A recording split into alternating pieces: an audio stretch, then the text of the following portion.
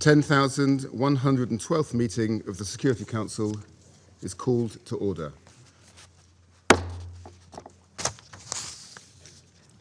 The provisional agenda for the meeting is the situation in the Middle East.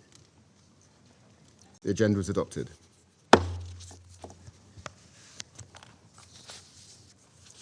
In accordance with Rule 37 of the Council's Provisional Rules of Procedure, I invite the representatives of the Islamic Republic of Iran and Israel to participate in this meeting.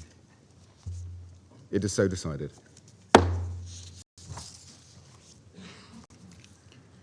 In accordance with Rule 39 of the Council's Provisional Rules of Procedure, I also invite His Excellency, Mr. Majed A. Abdulaziz, Permanent Observer of the League of Arab States to the United Nations, to participate in this meeting.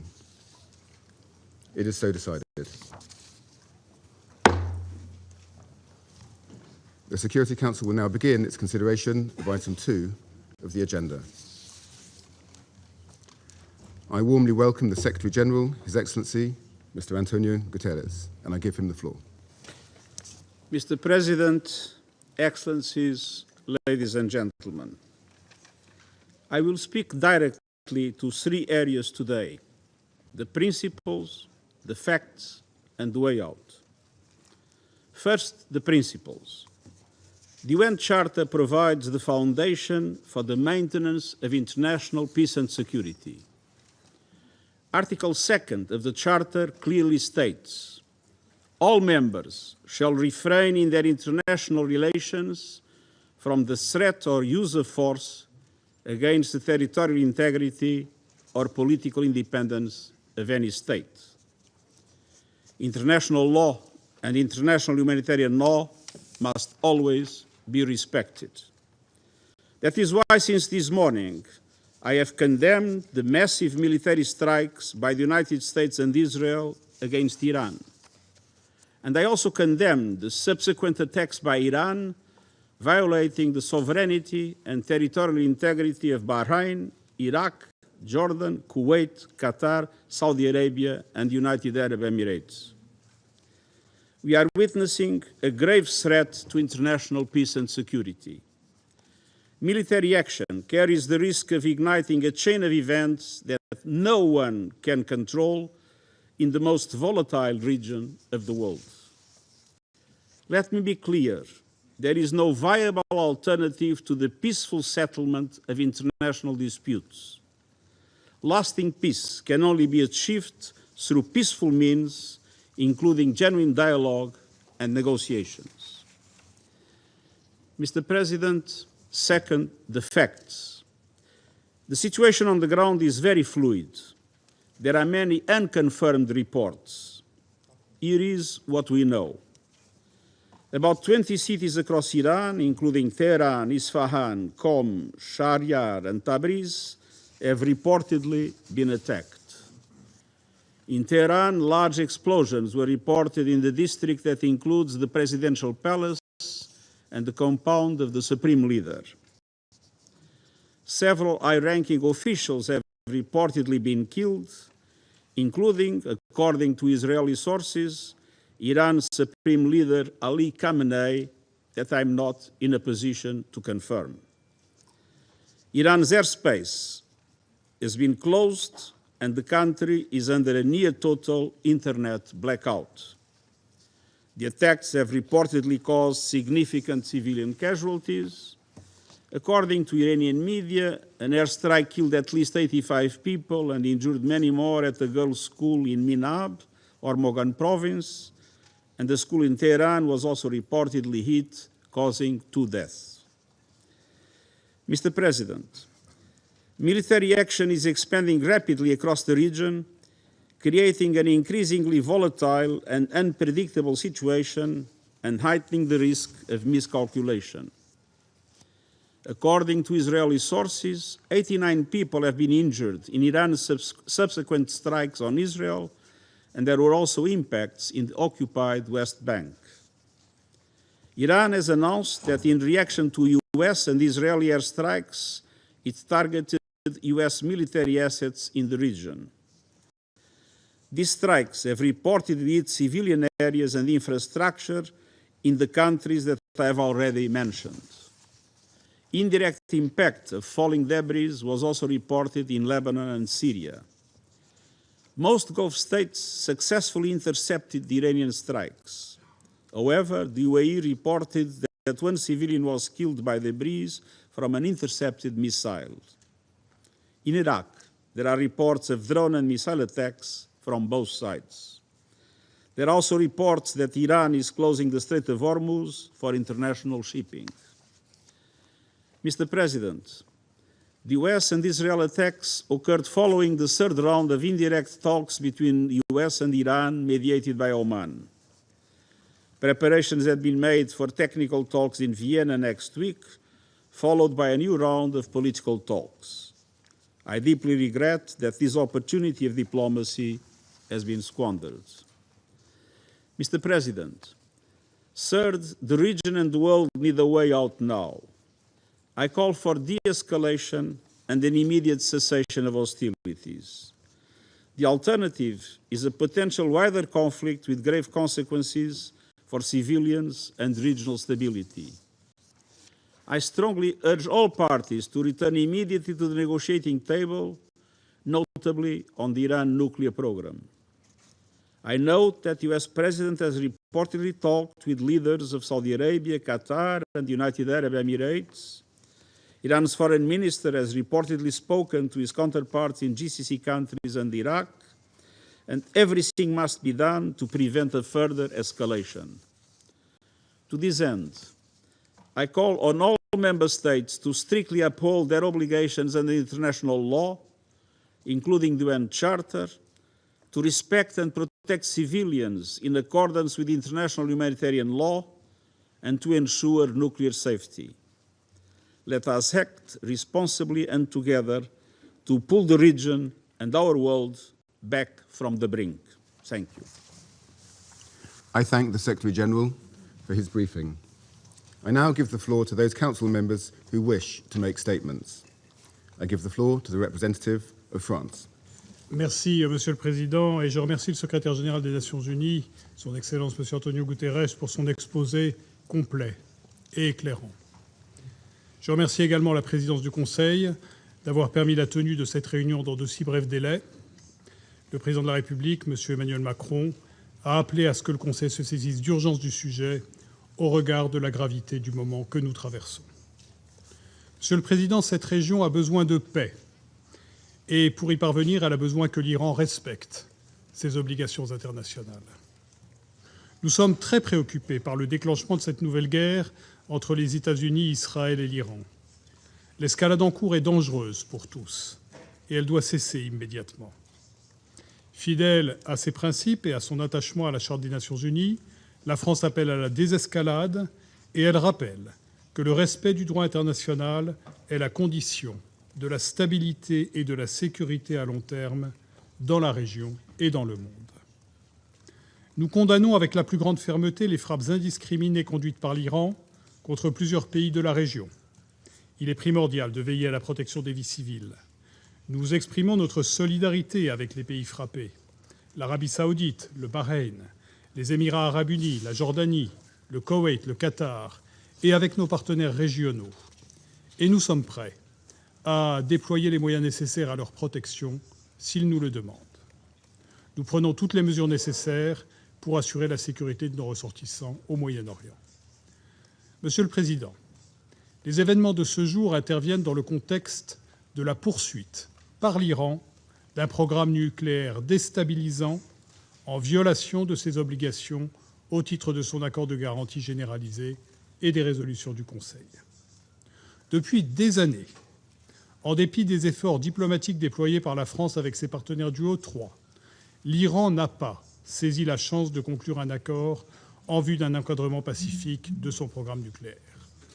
En parallèle, l'Iran a réduit sa coopération avec l'Agence internationale de l'énergie atomique, qui n'est plus depuis longtemps en mesure de garantir le caractère pacifique du programme nucléaire iranien.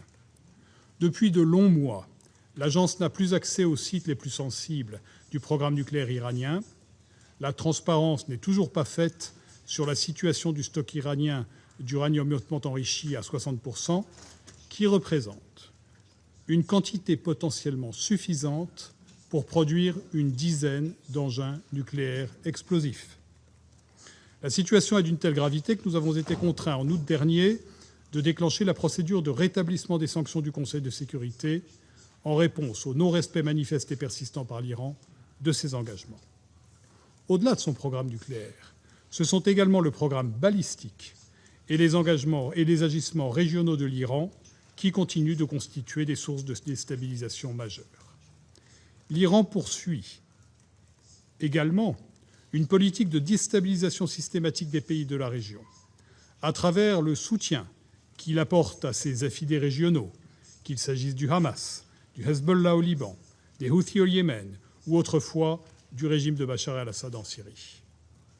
Nous restons enfin profondément préoccupés par les souffrances du peuple iranien du fait de la répression systématique et brutale qu'il connaît depuis des années.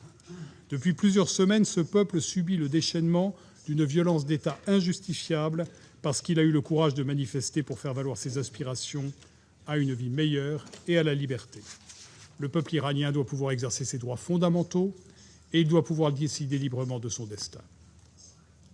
Monsieur le Président, le 28 septembre dernier, les résolutions de ce Conseil sur le programme nucléaire iranien ont été rétablies. Ces résolutions imposent notamment à l'Iran de suspendre ses activités d'enrichissement d'uranium, de coopérer avec l'AIEA et de cesser ses activités balistiques.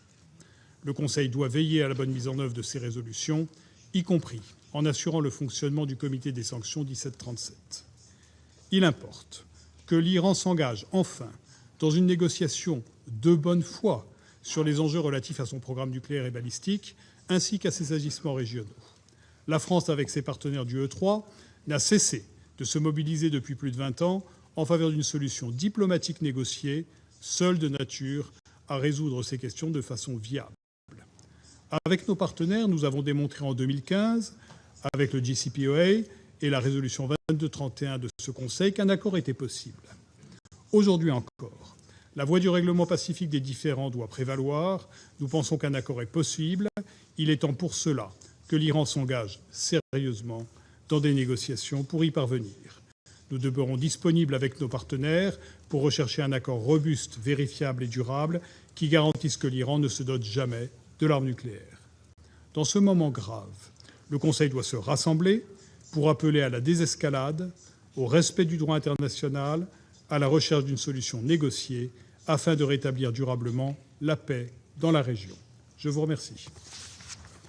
I thank the representative of France for the statement, and I give the floor to the representative of Bahrain. شكرا سيد الرئيس. أود في البداية أن أتقدم بالشكر إلى وفد المملكة المتحدة على استجابتهم السريعة ودعوته إلى عقد هذه الجلسة في هذا التوقيت الهام. كما أود أن أعرب عن تقديرنا لمعالي الأمين العام على الإحاطة والعرض الدقيق حول التطورات الأخيرة وانعكاساتها على السلم والأمن الإقليمي والدولي. سيد الرئيس، لم تتوقع بلادي يوما وهي واحة الأمن والتعايش وبانية جسور السلام في منطقتنا والعالم أن تستهدف بهجمات جبانة وآثمة ودون مبرر. وباسم حكومة مملكة البحرين أعرب عن إدانة بلادي الشديدة للاعتداءات الصاروخية الغادرة التي استهدفت مواقع ومنشآت حيوية ومناطق سكنية داخل حدود المملكة اليوم السبت، والتي أطلقت من الجمهورية الإسلامية الإيرانية، والتي بدورها تبنت رسميا هذه الهجمات الجبانة. وتشكل هذه الأعمال انتهاكا لسيادة المملكة وسلامة أراضيها وأمن شعبها، واعتداء مباشرا وغير مبرر يخالف بشكل صارخ أحكام القانون الدولي وميثاق الأمم المتحدة، ويعد تهديدا بالغ الخطورة للسلم والأمن الإقليمي والدولي. وإذ تدين مملكة البحرين بأشد العبارات هذه الأعمال العدوانية الخطيرة التي تمثل تصعيدا غير مسؤول، فإنها تؤكد أن استهداف أراضيها ومنشآتها الحيوية والمباني السكنية يعد عملا عدائيا مرفوضا جملة وتفصيلا، ولن يتم التسامح معه أو التغاضي عنه. السيد الرئيس، إن ما تتعرض له مملكة البحرين اليوم لا يمكن فصله عن سلسلة الهجمات الصاروخية التي استهدفت عددا من الدول الشقيقة في المنطقة خلال الساعات الأخيرة، بما في ذلك دولة الإمارات العربية المتحدة، دولة الكويت، دولة قطر، المملكة العربية السعودية، فضلا عن استهداف مواقع في كل من المملكة الأردنية الهاشمية والجمهورية العربية السورية. وتشير هذه التطورات الخطيرة إلى نمط تصعيدي واسع النطاق يستهدف منظومة الأمن الجماعي. سيد الرئيس، تؤكد مملكة البحرين أن هذه الاعتداءات تمثل انتهاكاً واضحاً لحظر التهديد باستخدام القوة أو استخدامها ضد سلامة أراضي الدول المنصوص عليها في الفقرة الرابعة من المادة 2 من ميثاق الأمم المتحدة، وتحمل المسؤولية الكاملة لحكومة إيران التي تقف وراءها، وترفض المملكة أي ذرائع أو تفسيرات تهدف إلى تبرير هذا السلوك العدواني أو الالتفاف على قواعد القانون الدولي. وفي الوقت الذي تؤكد فيه مملكة البحرين التزامها الراسخ بمقاصد ومبادئ ميثاق الأمم المتحدة، فإنها تحتفظ بحقها الكامل والأصيل في الرد بما يتناسب مع شكل وحجم هذه الاعتداءات الجبانة، واتخاذ جميع الإجراءات والتدابير اللازمة لإعادة الأمن والاستقرار وحماية أراضيها ومواطنيها والمقيمين فيها، وذلك وفقا للمادة 51 من ميثاق الأمم المتحدة، وفي إطار القانون الدولي وبالتنسيق مع حلفائها وشركائها. سيد الرئيس، تدعو مملكة البحرين مجلس الأمن إلى تحمل مسؤولياته الكاملة في مواجهة هذه الانتهاكات الخطيرة، واتخاذ موقف حازم لردع هذه الأعمال العدائية وإدانتها، ومنع تكرارها بما يضمن الأمن والاستقرار الإقليمي والدولي. واسمحوا لي الآن أن ألقي هذا البيان بالنيابة عن دول مجلس التعاون لدول الخليج العربية، الإمارات العربية المتحدة، والمملكة العربية السعودية، وسلطنة عمان، ودولة قطر، ودولة الكويت، وبلاد مملكة البحرين، وأيضا المملكة الأردنية الهاشمية والجمهورية العربية السورية. وبداية نتقدم بالشكر مرة أخرى باسم دول مجلس التعاون والأردن وسوريا على تجاوبكم مع هذا الطلب سيد الرئيس، وإلى الأمين العام على إحاطته. وكما أوضحنا في الرسالة الموجهة إليكم اليوم، فقد استهدفت عدة هجمات صاروخية إيرانية آثمة اليوم كل من دولة الإمارات العربية المتحدة والمملكة العربية السعودية وسلطنة عمان ودولة قطر ودولة الكويت وبلاد مملكة البحرين والمملكة الأردنية الهاشمية والجمهورية العربية السورية، في انتهاك صارخ لسيادة هذه الدول وسلامة أراضيها، ومساس مباشر بأمنها، ومخالفة واضحة لمبادئ القانون الدولي وميثاق الأمم المتحدة، وتصعيد مرفوض يهدد أمن واستقرار المنطقة. كما تسببت هذه الإجراءات الإيرانية الغاشمة وغير المسؤولة في إصابة عدد من مواطني هذه الدول والمقيمة على أراضيها، واستشهاد مدني واحد على الأقل، وإلحاق أضرار جسيمة بعدد من المرافق والبنى التحتية المدنية، إلى جانب تعطيل عدد من دول مجلس التعاون حركة الملاحة الجوية في أجوائها، إضافة إلى التهديد بعرقلة الملاحة البحرية الدولية في مضيق هرمز، وهو ما يخالف القانون الدولي وله تبعات اقتصادية دولية واسعة النطاق. وتؤكد دول المجلس أن هذه الاعتداءات تمثل انتهاكا واضحا لحظر التهديد وباستخدام القوة أو استخدامها ضد سلامة أراضي الدول المنصوص عليها في الفقرة الرابعة من المادة 2 من ميثاق الأمم المتحدة، وتحمل المسؤولية الكاملة لحكومة إيران التي تقف وراءها، وترفض أي ذرائع أو تفسيرات تهدف إلى تبرير هذا السلوك العدواني أو الالتفاف على قواعد القانون الدولي، وتشدد على أن المادة 51 من الميثاق لا تبرر على الإطلاق هذه الهجمات السافرة. وتعرب دول مجلس التعاون لدول الخليج العربي عن إدانتها واستنكارها بأشد العبارات لهذا الاعتداء الإيراني الغاشم وتؤكد بأن استهداف المدنيين والأعيان المدنية أمر مدان ومرفوض بكل المقاييس القانونية والإنسانية، وتجدد تضامنها الكامل ووقوفها إلى جانب الدول الشقيقة التي طالها هذا الاستهداف، مشددة على أن أمن الدول الشقيقة كل لا يتجزأ، وأن أي مساس بسيادة أي دولة منها يعد مساسا بأمن واستقرار المنطقة بأسرها، وتحذر في الوقت ذاته من العواقب الوخيمة المترتبة على استمرار هذا التصعيد المرفوض.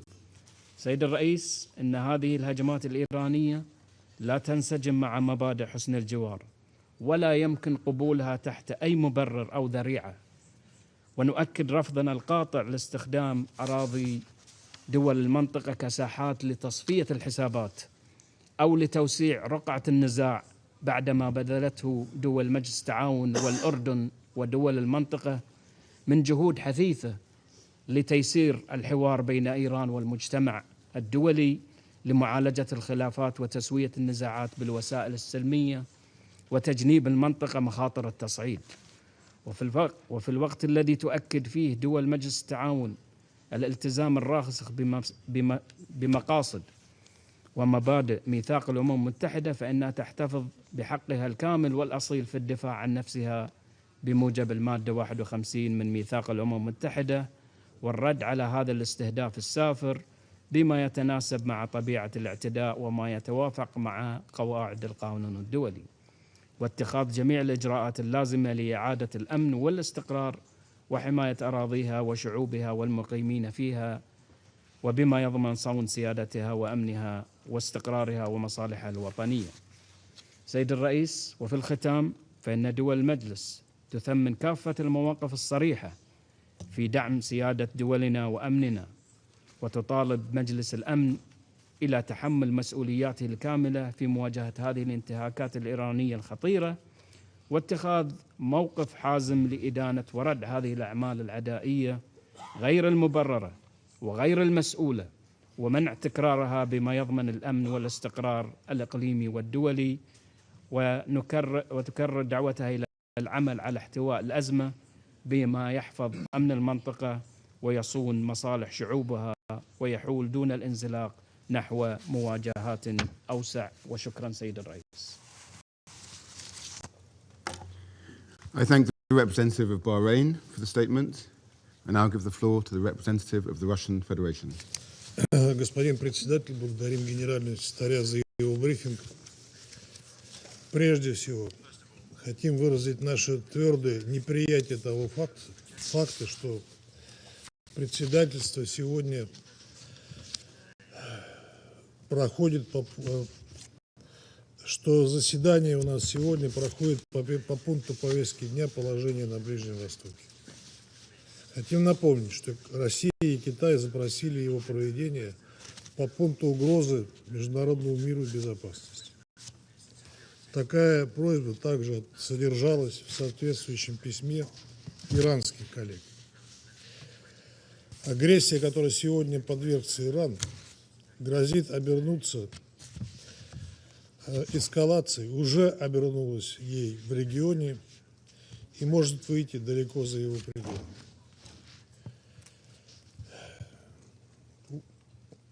Особенно с учетом того, что одним из двух инициаторов этой военной авантюры является далеко не региональное государство.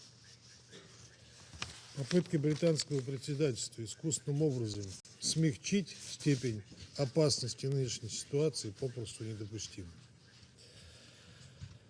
Председательство также грубейшим образом пренебрегло запросом России и Китая о приглашении в качестве докладчика на сегодняшнее заседание профессора Колумбийского университета Джеффри Сакса. Британские коллеги при любой удобной возможности твердят о важности привлечения к заседаниям Совета представителей гражданского общества. Очевидно, это не относится к тем случаям, когда всемирно признанные ученые могут придать огласке нелицеприятную для западных правительств правду. В последние часы мы стали свидетелями очередного крайне опасного витка эскалации на Ближнем Востоке. Ранним утром 28 февраля Соединенные Штаты и Израиль начали наносить массированные военные удары по территории Ирана. Было во всеуслышание объявлено, что одной из целей нападения стало высшее политическое руководство страны, а также объекты мирного атома. От иранских властей в режиме реального времени поступает информация о жертвах, в том числе среди мирного населения. Погибли более 200 человек в 24 провинциях страны. С особой болью восприняли информацию об ударе по школе для девочек в городе Минаб, где, как сообщается, погибли 85 детей. Искренне соболезнуем родным и близких жертв и желаем скорейшего выздоровления пострадавшим. Наша страна предпринимает все необходимые меры по обеспечению безопасности российских граждан, находящихся на территории Исламской Республики Иран.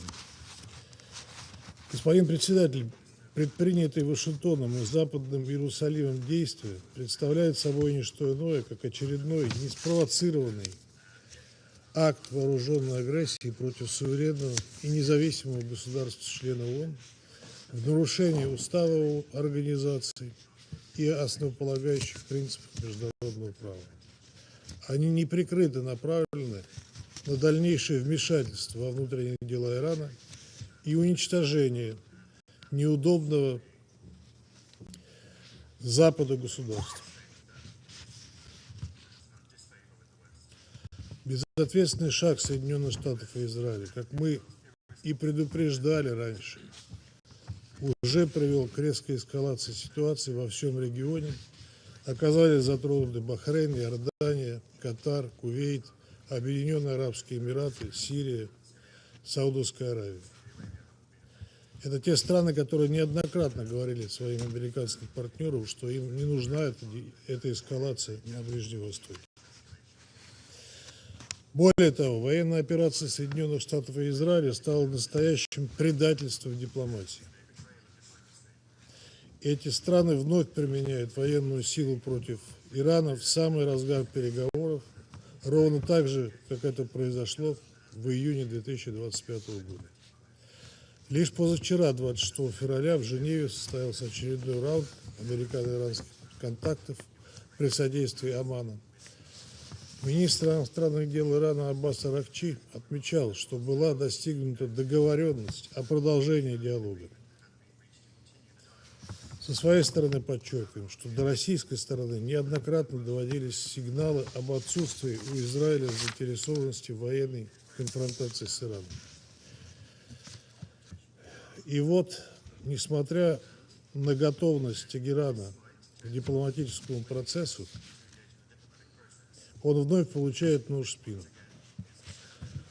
Более того, тот факт, что Вашингтон столь долго и методично наращивал свое военное присутствие в регионе, лишь подтверждает тот факт, что агрессия против Ирана имела заранее спланированный характер.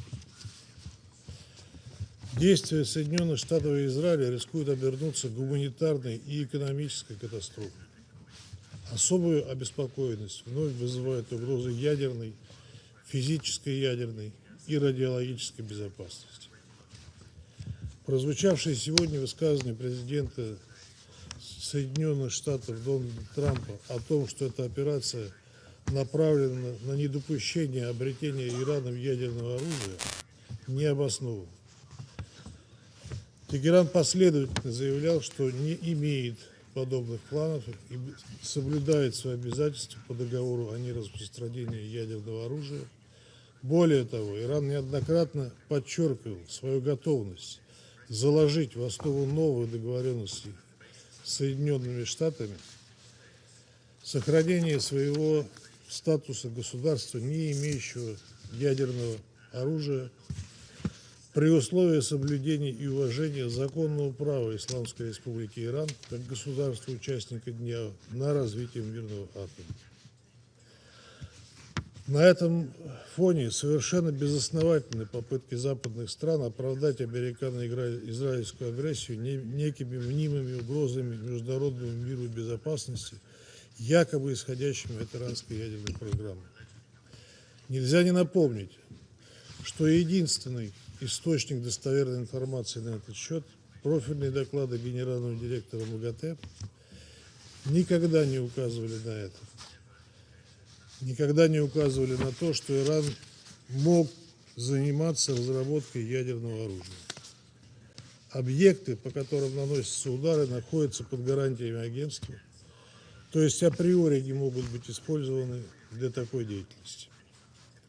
На этом фоне ожидаем от генерального директора МАГАТЭ Рафаэля Гросси однозначных оценок и осуждения очередного акта подрыва авторитета ДНИАО и глобального режима нераспространения со стороны Соединенных Штатов и Израиля. Объекты атомной энергетики, включая атомную электростанцию Бушер, не могут ни при каких обстоятельствах быть целями ударов со стороны вооруженных сил. Это недопустимо. Господин председатель, отмечаем, что сегодняшние события стали очередным этапом последовательных эскалационных шагов вокруг Ирана со стороны западных стран. К ним относятся и американо-израильские удары по территории страны в июне 2025 года, и открытое вмешательство Соединенных Штатов и их союзников во внутриполитическую ситуацию в Иране в январе этого года. Нельзя не вспомнить безуспешные попытки Великобритании, Франции и Германии запустить механизм восстановления действий антииранских резолюций Совета Безопасности, так называемый снэпбэк. Однако его не состоялось. Россия и ряд других государств-членов ООН неоднократно и подробно разъясняли причины, по которым Великобритания, Франция и Германия не имели права задействовать данный механизм. Однако все это не сработало, и США и Израиль вновь задействовали военную силу.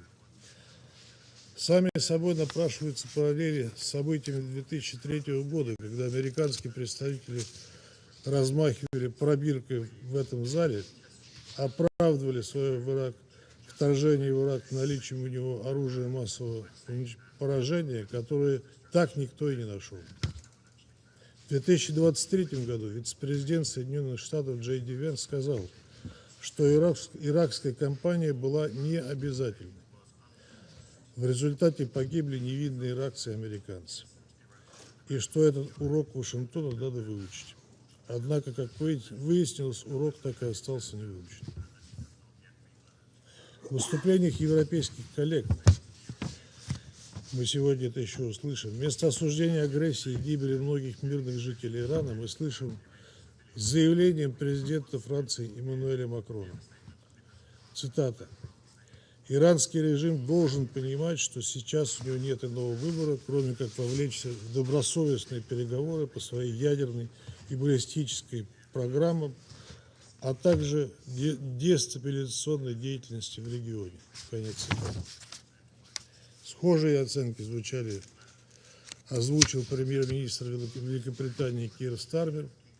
Далее эти абсурдные высказывания были подкреплены совместным заявлением лидеров Великобритании, Франции и Германии, которые осудили только удары Ирана по странам региона.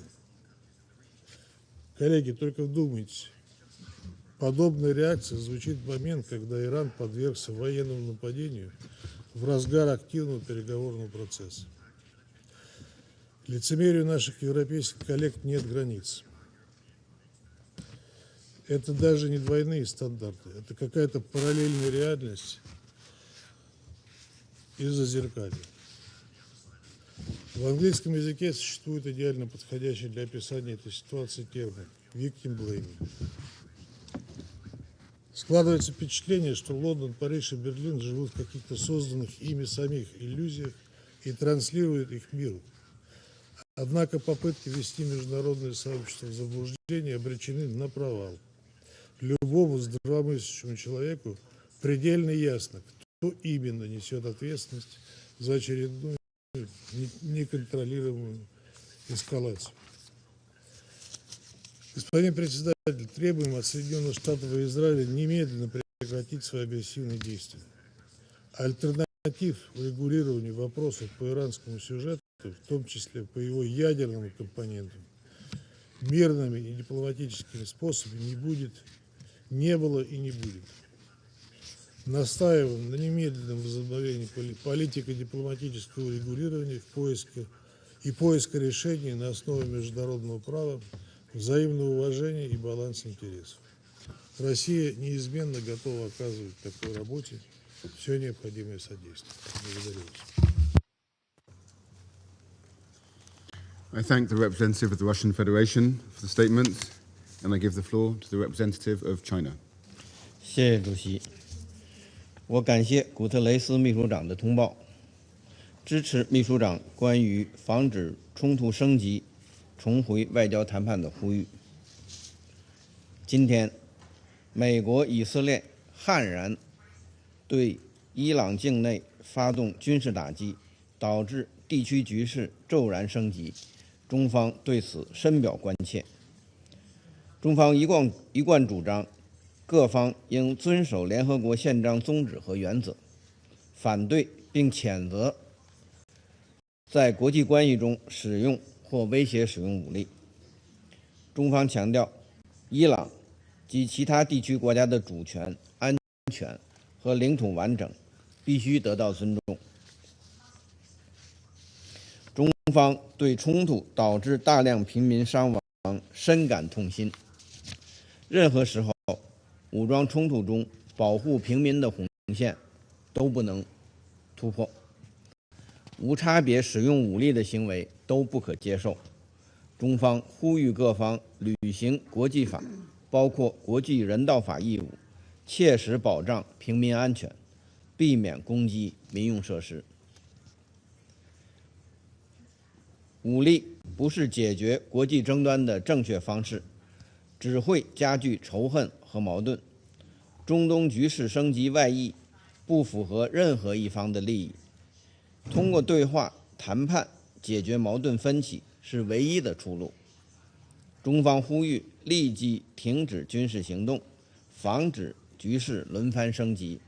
有关军事打击发生在美伊正在进行外交谈判之际，令人震惊。有关各方应展现政治诚意，尽快恢复对话谈判，回到政治解决的正确轨道上来。中方愿同国际社会一道，凝聚促和努力，推动中东地区早日恢复和平稳定。谢谢主席。I thank the representative of China for the statement, and I give the floor to the representative of Colombia. Señor presidente, agradezco al Reino Unido en su calidad de presidencia del Consejo de Seguridad por la pronta convocatoria de esta reunión de emergencia ante la petición de varios países, incluyendo Colombia. Asimismo, agradecemos al secretario general por la información compartida y saludamos a las delegaciones que participan en esta sesión. Colombia toma la palabra guiada por una convicción esencial. La protección de la vida humana debe estar siempre en el centro de las decisiones internacionales. Y por una convicción igualmente clara, y es que la Carta de las Naciones Unidas es de obligatorio cumplimiento. Colombia reafirma su defensa inequívoca del derecho internacional y de los principios y propósitos de la Carta, la paz y la seguridad internacionales, la solución pacífica de las controversias, la prohibición del uso o la amenaza del uso de la fuerza, la igualdad soberana de los estados, el respeto a la soberanía, a la integridad territorial y a la independencia política de todos los estados y la no intervención. Señor presidente, estamos ante una escalada militar grave que amenaza con desbordarse hacia una confrontación regional de consecuencias imprevisibles. El uso de la fuerza y la lógica de represalias están sustituyendo a la diplomacia, al diálogo y al derecho. Frente a esta alarmante situación, condenamos toda acción militar contraria a la Carta, venga de quien venga.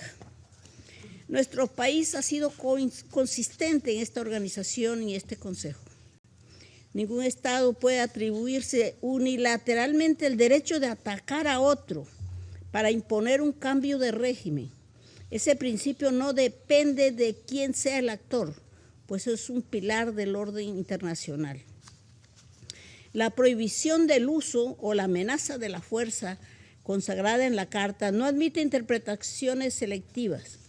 Cuando se transgrede ese principio, no gana la seguridad internacional, gana la ley del más fuerte. Cuando la fuerza sustituye al derecho, el orden internacional se debilita y la barbarie ocupa su lugar, y los primeros en perder son los civiles. Colombia condena los ataques y se solidariza con los pueblos de Bahrein, Qatar, Emiratos Árabes Unidos, Arabia Saudita, Jordania y Kuwait. Colombia expresa su profunda preocupación por el costo humano de esta escalada. Los bombardeos están exponiendo a comunidades enteras al miedo y el riesgo, incluyendo a niñas y niños. Ningún objetivo militar puede justificar bajo ninguna circunstancia que la población civil quede atrapada en el fuego cruzado o sea víctima de ataques indiscriminados. La protección de la vida debe ser nuestra máxima prioridad. La vida no puede ser un daño colateral. En ese sentido, condenamos enérgicamente los ataques reportados en contra de la población civil y bienes de carácter civil, en abierta violación al derecho internacional humanitario, en particular el principio de distinción, y urgimos el cese inmediato de las hostilidades. El respeto estricto al derecho internacional y al derecho internacional humanitario no es opcional. La protección de la población civil es una obligación jurídica y moral. Señor presidente, por lo anterior, Colombia prioriza el diálogo y la solución pacífica de las controversias, no por ingenuidad, sino por experiencia, porque sabemos que la guerra no resuelve los conflictos. Por el contrario, los agrava, los hace más crueles, los perpetúa y los hereda a las generaciones futuras. Defender el derecho internacional no significa ignorar la realidad. Irán tiene obligaciones internacionales que debe cumplir plenamente, particularmente en el ámbito nuclear y de derechos humanos.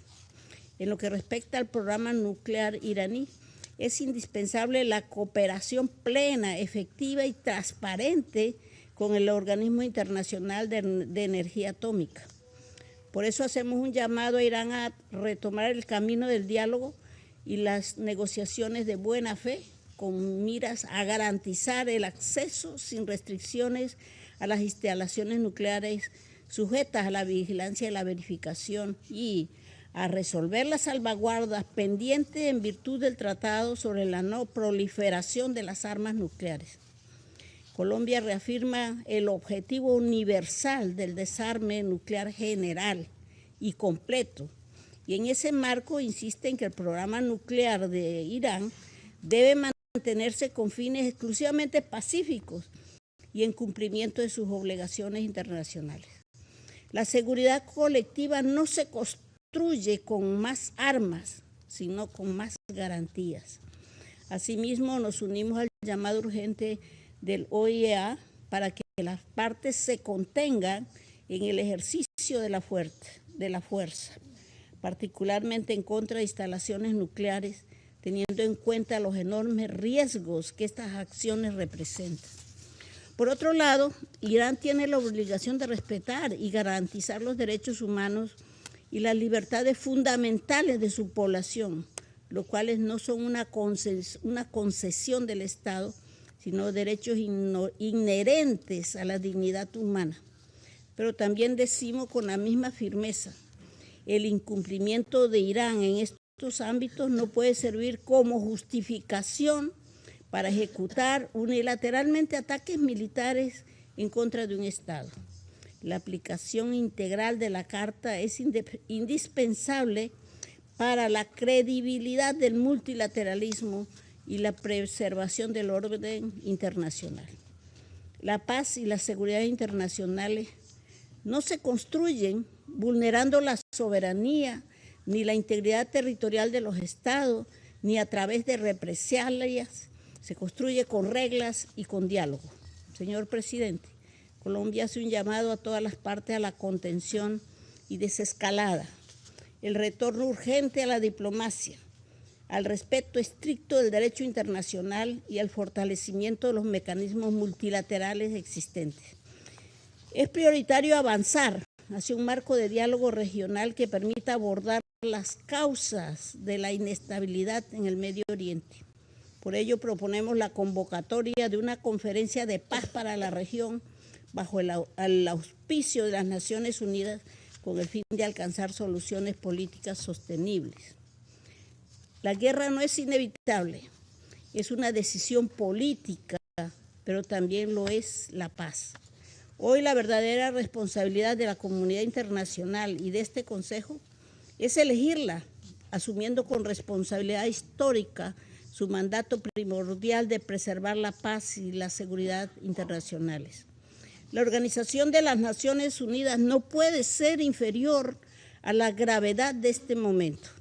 Es preciso elegir, detener la destrucción antes de que sea irreversible y abrir espacio a la diplomacia antes de que sea demasiado tarde. Muchas gracias. I thank the representative of Colombia for the statement, and I give the floor to the representative of the United States. Thank you. Distinguished delegates, this is a moment in history that requires moral clarity, and President Trump has met the moment.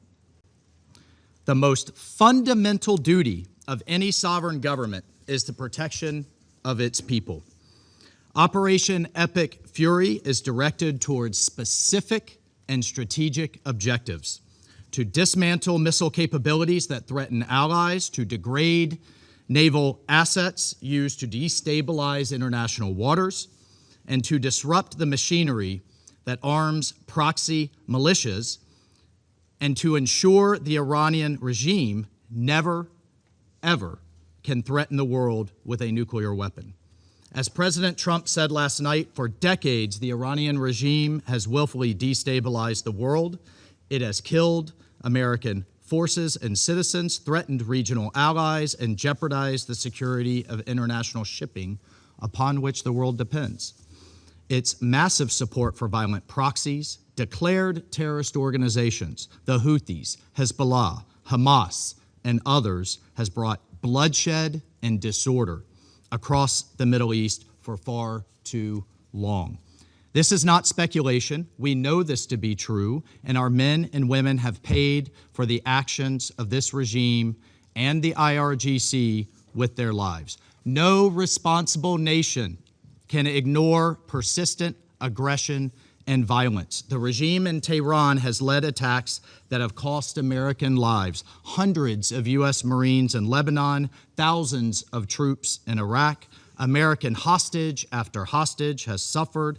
Our ships fired upon dozens of times in the Red Sea. Iran has armed and financed militant organizations that undermine lawful governments and destabilize an already fragile region. Iran's continued pursuit of advanced missile capabilities, coupled with its refusal to abandon nuclear ambitions despite diplomatic opportunities, presents a grave and mounting danger. The international community has long affirmed a simple and necessary principle: Iran cannot have a nuclear weapon.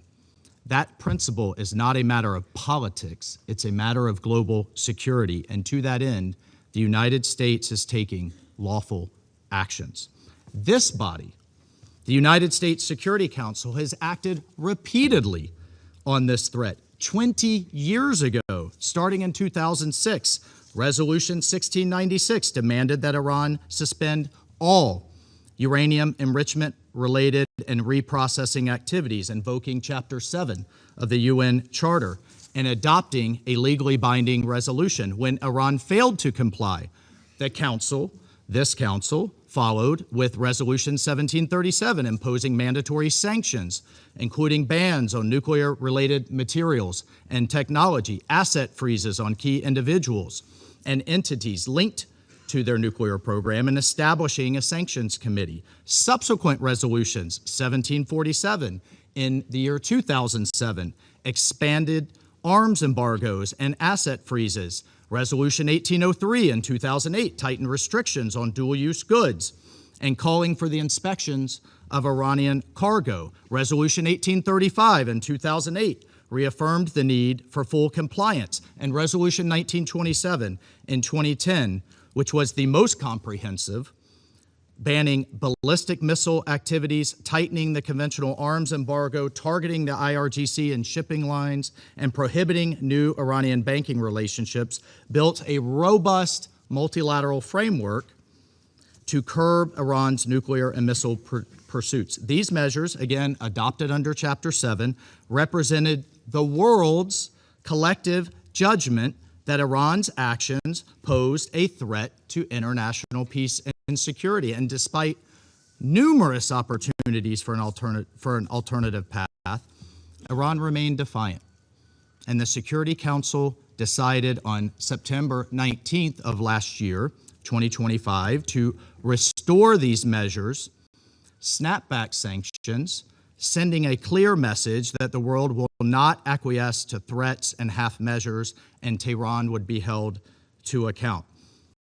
On top of these actions by the UN, American diplomacy was attempted repeatedly and in good faith. President Trump, Secretary Rubio, our special envoys, Witkoff and Kushner, were relentlessly dedicated to diplomacy. But diplomacy cannot succeed where there is no genuine willingness to cease aggression, where there is no genuine partner for peace. As President Trump said today, and he spoke directly to the Iranian people, he said, quote, "To the proud, great people of Iran, I saw tonight that the hour of your freedom is at hand. The entire world has witnessed the regime's wholesale slaughter of innocent civilians. The sad irony is that this same regime will attempt to lecture us today about human rights and the rule of law. Its presence here in this council makes a mockery of this body. But where the UN lacks moral clarity, the United States of America will maintain it. Indiscriminate and unprovoked attacks by the Iranian regime today against our regional partners, Kuwait, the United Arab Emirates, Bahrain, Qatar, Jordan, and others, reinforce precisely why such actions are necessary. The regime has not only struck military assets, but civilian infrastructure as well. Those who stand with us must know that their security is not negotiable. The safety of our allies is not conditional. It is assured. The bottom line is this, colleagues. Our allies and partners can count on the United States and can count on President Trump. Colleagues, peace is not preserved by appeasing those who threaten it. Peace is preserved through strength in the face of terror. History has taught us that the cost of inaction is far greater than the burden of decisive action. And our president, President Trump, has taken that decisive action today. I thank you. I thank the representative of the United States for the statement, and I give the floor to the representative of Denmark. Thank you, Mr. President, and thank you to the UK Presidency for convening the Council for this urgent meeting following the latest developments in the Middle East. I also wish to thank the Secretary General for his statement. Today's developments are deeply concerning and pose the risk of further destabilizing an already volatile situation at a time of heightened tensions in the Middle East. Mr. President, let me reiterate our deep concern over Iran's unacceptable behavior related to its nuclear program, its ballistic missiles, its destabilizing activities in the region and beyond, and its violent crackdown and repression against its own people.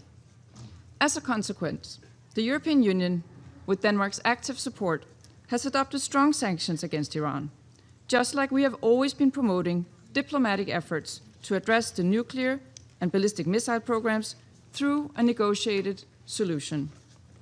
I also wish to express Denmark's condemnation of Iran's attacks today on countries of the region. This must stop immediately. We express our full solidarity with partners in the region under attack. Mr. President, at this critical juncture, de-escalation is imperative. A broader regional escalation would have devastating consequences for the Middle East and for international peace and security. We call for maximum restraint and respect for international law, including international humanitarian law. What is needed is for diplomatic efforts to reduce tension and for the negotiations to resume in good faith as the only viable, lasting solution to the Iranian nuclear issue. Iran must never be allowed to develop or acquire a nuclear weapon. This is essential for regional and international security. Finally, Mr. President, for years now, we have heard the Iranian people calling for dignity, for opportunity, and for their fundamental rights to be respected. For too long, authorities in Tehran have failed to heed these calls. We call on Iran to refrain from further attacks, give up their weapons programs, and to meaningfully engage with the international community in a manner consistent with its international obligations and the will and aspirations of its own citizens. I thank you. I thank the representative of Denmark for the statement, and I give the floor to the representative of Pakistan. Thank you, President. I would like to thank the Secretary General for his sobering presentation and assessment of the unfolding situation in the Middle East after concerning developments in the region.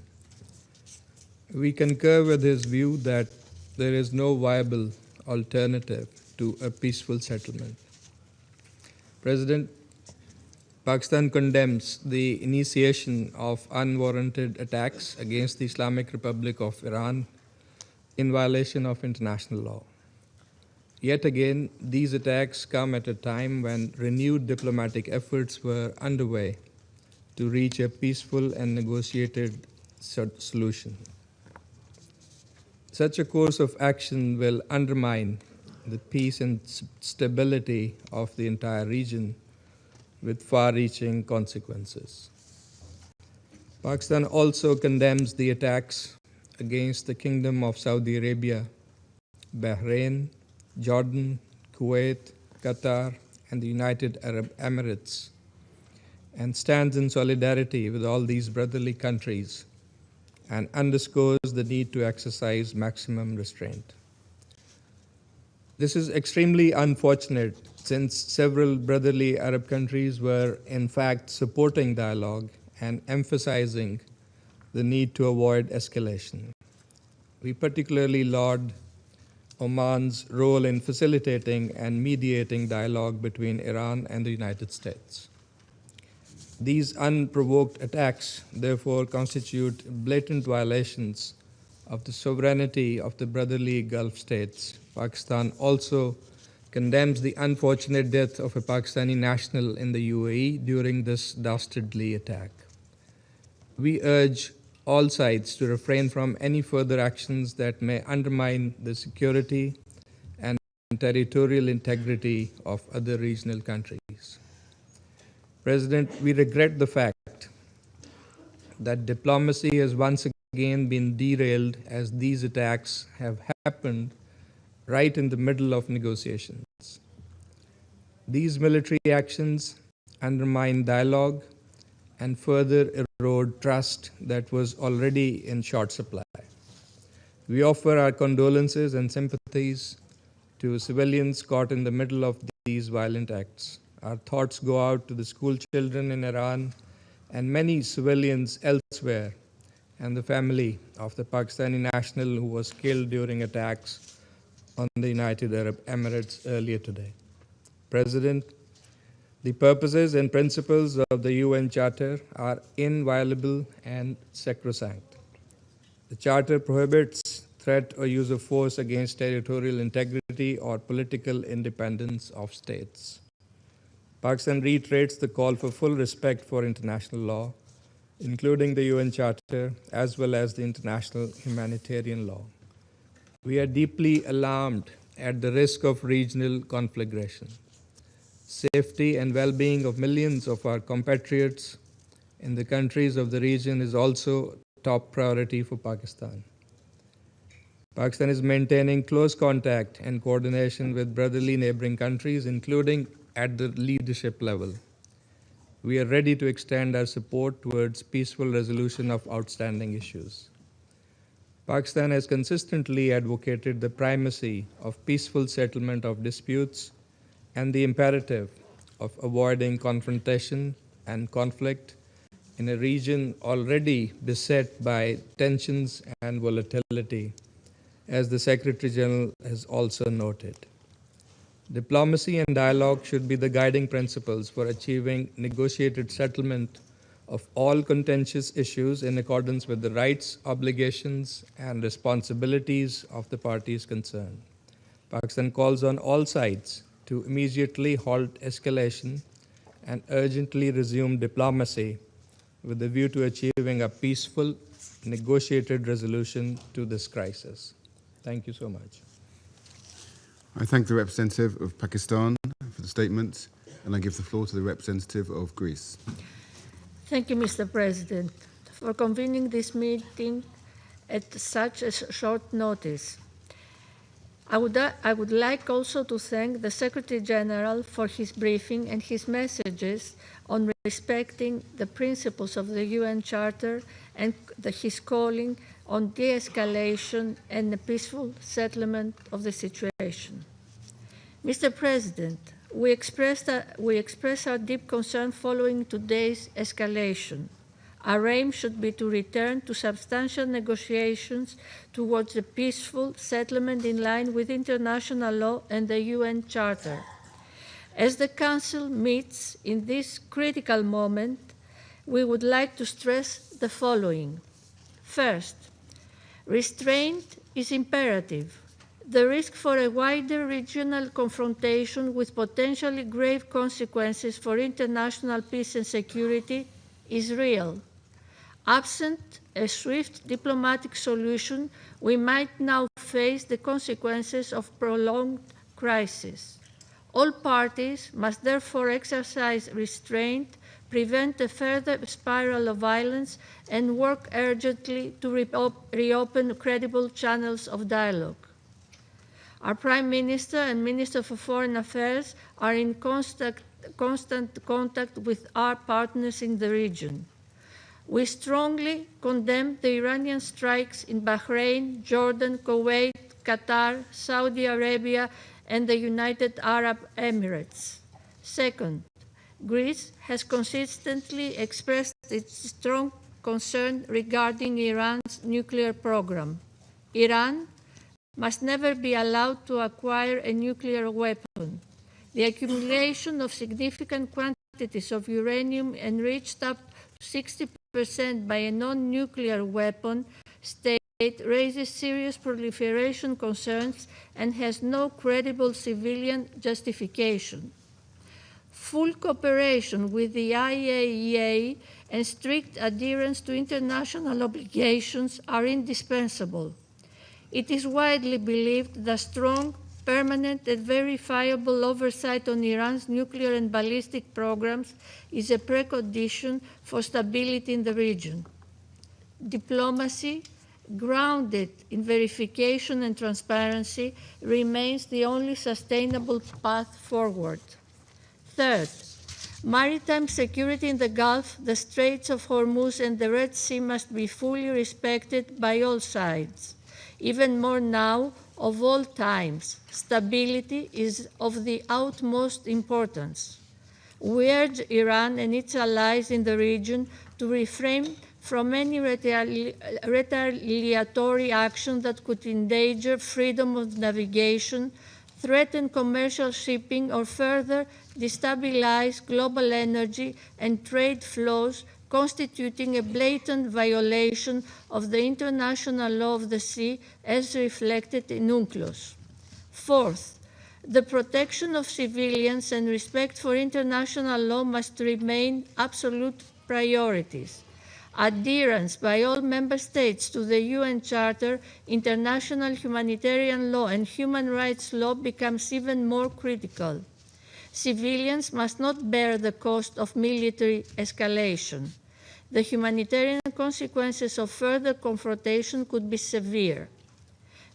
In closing, Mr. President, the stakes for regional and global peace are exceptionally high. We urge Iran to immediately engage in meaningful and good faith negotiations with a view to achieving a durable, negotiated solution.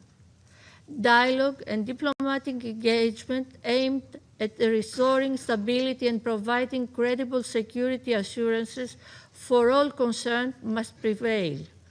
Failure is not an option. I thank you. I thank the representative of Greece for the statement, and I give the floor to the representative of Somalia. Thank you, Mr. President. I have the honor to deliver this statement on behalf of the A3 members of the Security Council, namely the Democratic Republic of the Congo, Liberia, and my own country, Somalia. We thank the Presidency for promptly convening this emergency meeting on the situation in the Middle East. The A3 thanks the Secretary General for his thorough update on this worrying and rapidly evolving development in the Middle East and its implications on international peace and security. We also echo the Secretary General's message of today's military escalation in the Middle East. We welcome the representative of Iran to this meeting. Mr. President, the A3 aligns itself with the statement of the chairperson of the African Union Commission, His Excellency Mahmoud Ali Yusuf, on the US-Iran military escalation issued on February 28th of 2026.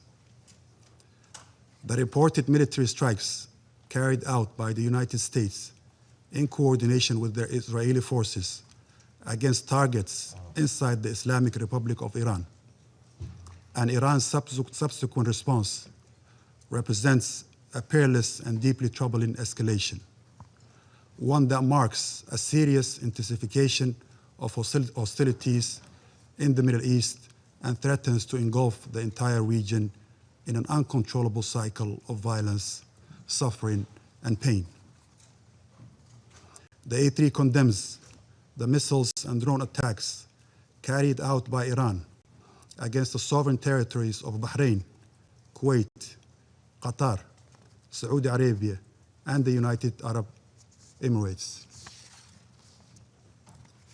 The A3 reiterates that all member states must respect their obligations under international law, including the Charter, which prohibits the threat of the use of force against the territorial integrity or political independence of any state or in any other manner inconsistent with the purposes of the United Nations.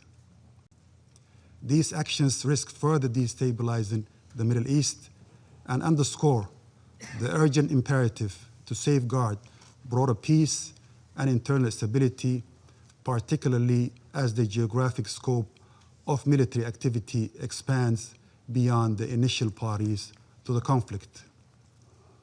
The A3 remains steadfast in its commitment to the fundamental principles of international law and the Charter of the United Nations. At the same time, the A3 recognizes the concerns of all states in the region, which must be addressed through dialogue and peaceful means in accordance with international law and the UN Charter. We believe that all member states share a responsibility to act in accordance with these commitments, and that these are essential foundations for international cooperation and peaceful coexistence. Mr. President, the A3 calls for restraint, urgent de-escalation, and sustained dialogue. All parties must act fully in accordance with international law and the United Nations Charter to safeguard international peace and security. Our position underscores the importance of dialogue, the peaceful settlement of disputes, and respect of international law. it's important for all parties to exercise restraint and responsibility, uphold international law, and avoid any actions that could escalate tensions or threaten regional peace and stability. The A3 stresses that the spillover effects of these hostilities imperil countless lives and threaten to deepen existing crises. The A3 expresses its solidarity with the people of the region and reiterates that the African Union's commitment to peace, stability, and mutual respect among nations and regions. Mr. President, in this regard, the A3 urges all parties to prioritize diplomatic engagements, including the ongoing international mediation efforts facilitated by the Sultanate of Oman to prevent further deterioration and uphold international rules-based order. At this critical juncture, the A3 calls for the swift return to the path of negotiations as the only viable means to reach a sustainable agreement regarding the Iranian nuclear program. Sustainable peace can only be achieved through diplomacy, not through force. The A3 strongly reaffirms the urgent necessity of establishing a Middle East zone free of nuclear weapons and other weapons of mass destruction, applicable to all states in the region without exception, in accordance with relevant international resolutions. We also stress the need for all Middle Eastern countries to join the Treaty on the Non-Proliferation of Nuclear Weapons as a step toward regional and global security. We emphasize the paramount importance of protecting civilians and civilian infrastructure, including in the context of cross-border strikes and retaliatory actions, and as well as refraining from targeting nuclear facilities that are under International Atomic Energy Agency safeguards, in line with relevant IAEA resolutions and the United Nations Security Council decisions. The A3 reaffirms its commitment to multilateralism and the principles of the United Nations Charter. We urge all parties to act with responsibility and wisdom, placing the well-being of the region's people above all other considerations. It's important to seize this moment to redouble our efforts for de-escalation and to support a diplomatic process that can deliver peace, stability, and security for all states in the Middle East. The A3 stands ready to support all efforts within this Council and in cooperation with regional and international partners to facilitate a peaceful, inclusive, and lasting resolution to the situation in the Middle East. I thank you, Mr. President. I thank the representative of Somalia for the statement, and I give the floor to the representative of Panama. Gracias, señor presidente. Agradecemos a su presidencia la convocatoria de esta reunión y reconocemos la presencia de los representantes de los países que nos distinguen con su participación. Agradecemos también la intervención del secretario general Antonio Guterres en esta sesión. Hace menos de un año nos encontrábamos en este mismo espacio deliberando hechos similares a los que nos ocupan en esta reunión, que por encontrarse hoy aún en desarrollo nos impiden conocer en su totalidad sus alcances y consecuencias. Sin embargo, debemos preguntarnos si la repetición de estas acciones puede realmente conducir a resultados distintos y a una solución sostenible, o si, por el contrario, el ciclo agresivo de ataques y contraataques solo conducirá a una escalada de violencia con consecuencias cada vez más graves e imprevisibles en perjuicio de la paz y de la seguridad internacionales. Recordamos que en enero examinamos los hechos relativos al uso brutal y desproporcionado de la fuerza por parte de Irán contra su población que ejercía legítimamente su derecho a la protesta, lo que según estimaciones de organizaciones no gubernamentales y medios independientes resultó en la muerte de miles de personas. Estos antecedentes señalan una situación delicada en el país y en la región y representan una clara y preocupante advertencia sobre las posibles consecuencias reales y humanas de la escalada del conflicto armado.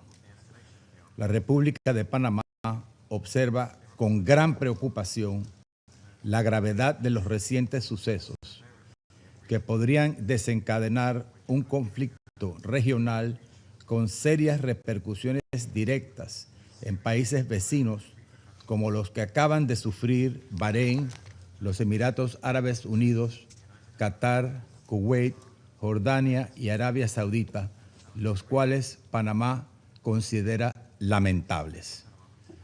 Este escenario debe evitarse, especialmente en un contexto en que el Oriente Medio ya ha sido gravemente afectado por diversas crisis en los últimos años, cuyas consecuencias pueden trascender y perjudicar más allá de la región inmediata al resto del mundo con consecuencias incalculables.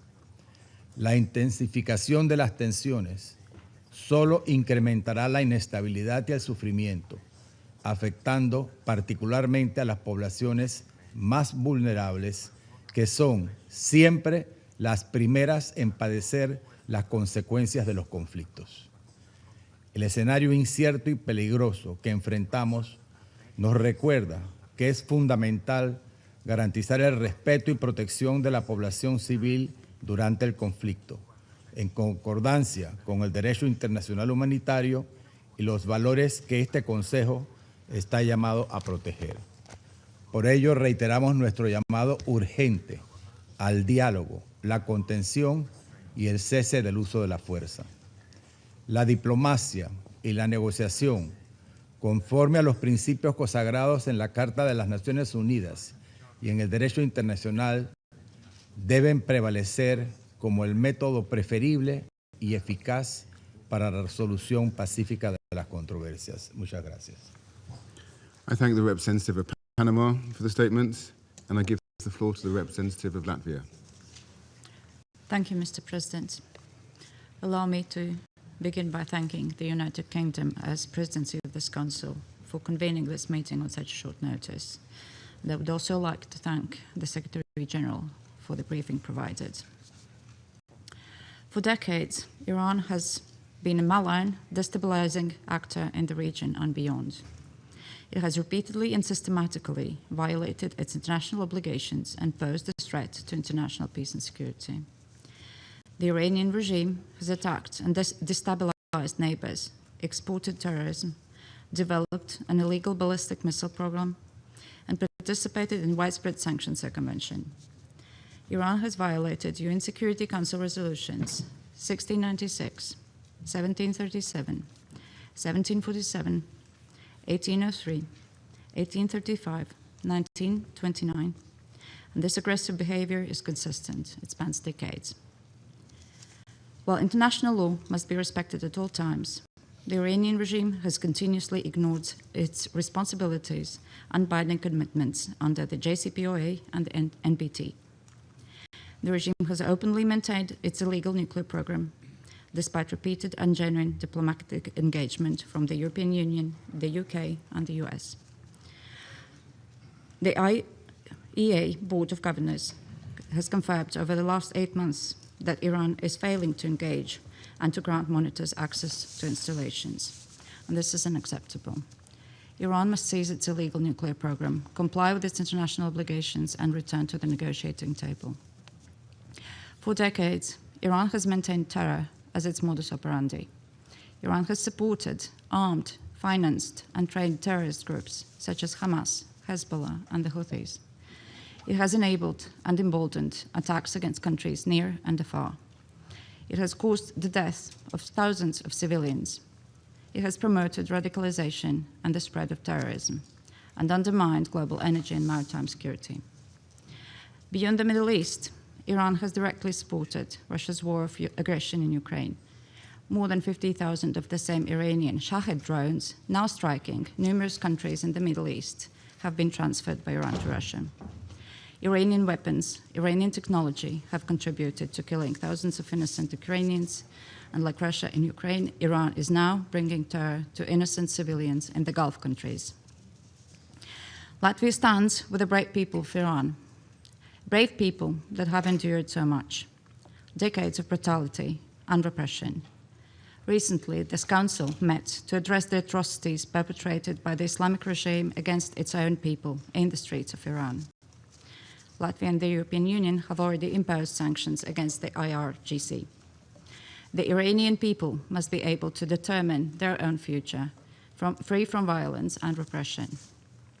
Mr. President, Latvia joins the call for an immediate cessation of hostilities and urgent de-escalation. We call on all sides to protect civilians and avoid further escalation. Latvia condemns the unprovoked Iranian strikes against countries in the region, namely our fellow member of the Council, Bahrain, and Jordan, Kuwait, Qatar, Saudi Arabia, the United Arab Emirates. Strikes on these countries constitute a threat to regional and international peace and security, and we stand in solidarity with our partners. I thank you. I thank the representative of Latvia for the statement. I shall now make a statement in my capacity as the representative of the United Kingdom. I thank the Secretary-General for his briefing. Colleagues, this is a fragile moment for the Middle East. The United Kingdom played no role in the strikes against Iran. But we are under no illusion about the nature of the Iranian regime. The Iranian regime has murdered thousands of its own people simply for exercising their fundamental rights and freedoms. Iran has repeatedly ignored calls to find a durable and acceptable solution to the nuclear issue, while continuing to destabilize the region through its support to proxies and partners. We strongly condemn Iranian strikes across the region, including the attacks on a hotel in Dubai, the attack on Kuwait's civilian airport, and attacks on civilian targets in Bahrain. We extend our support and solidarity to all our partners, many of which are not parties to the conflict. Regional stability remains a priority. As my Prime Minister stated, UK forces are active and British planes are in the sky today as part of coordinated regional defensive operations to protect our people and regional partners, as the United Kingdom has done before and in line with international law. Reports of strikes on civilians and civilian infrastructure are deeply alarming. The protection of civilians and full respect for international law is critical. Iran must never be allowed to develop a nuclear weapon. That is why we, alongside our French and German partners, have continually supported efforts to reach a negotiated solution. We have always been clear that only a diplomatic solution can fully and sustainably address these threats. We want to see the swiftest possible resolution that ensures security and stability for the region. Iran must refrain from further strikes and its appalling behavior to allow a path back to diplomacy.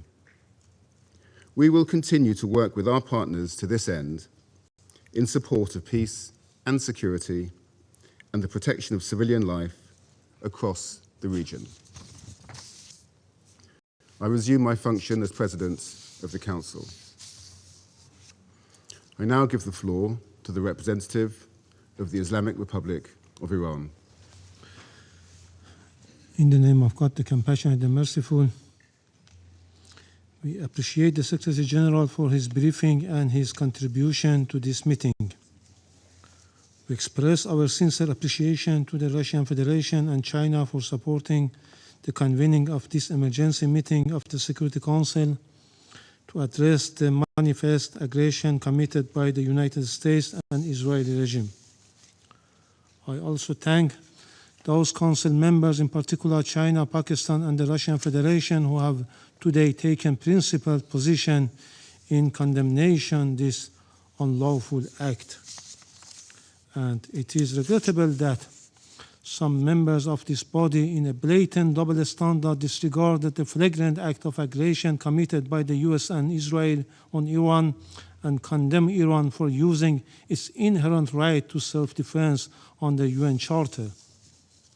Mr. President, this morning the United States regime jointly and in coordination with the Israeli regime initiated an unprovoked and premeditated aggression against the Islamic Republic of Iran for the second time in the recent months, while deliberately attacking civilian populated areas in multiple large cities of Iran where millions of people reside.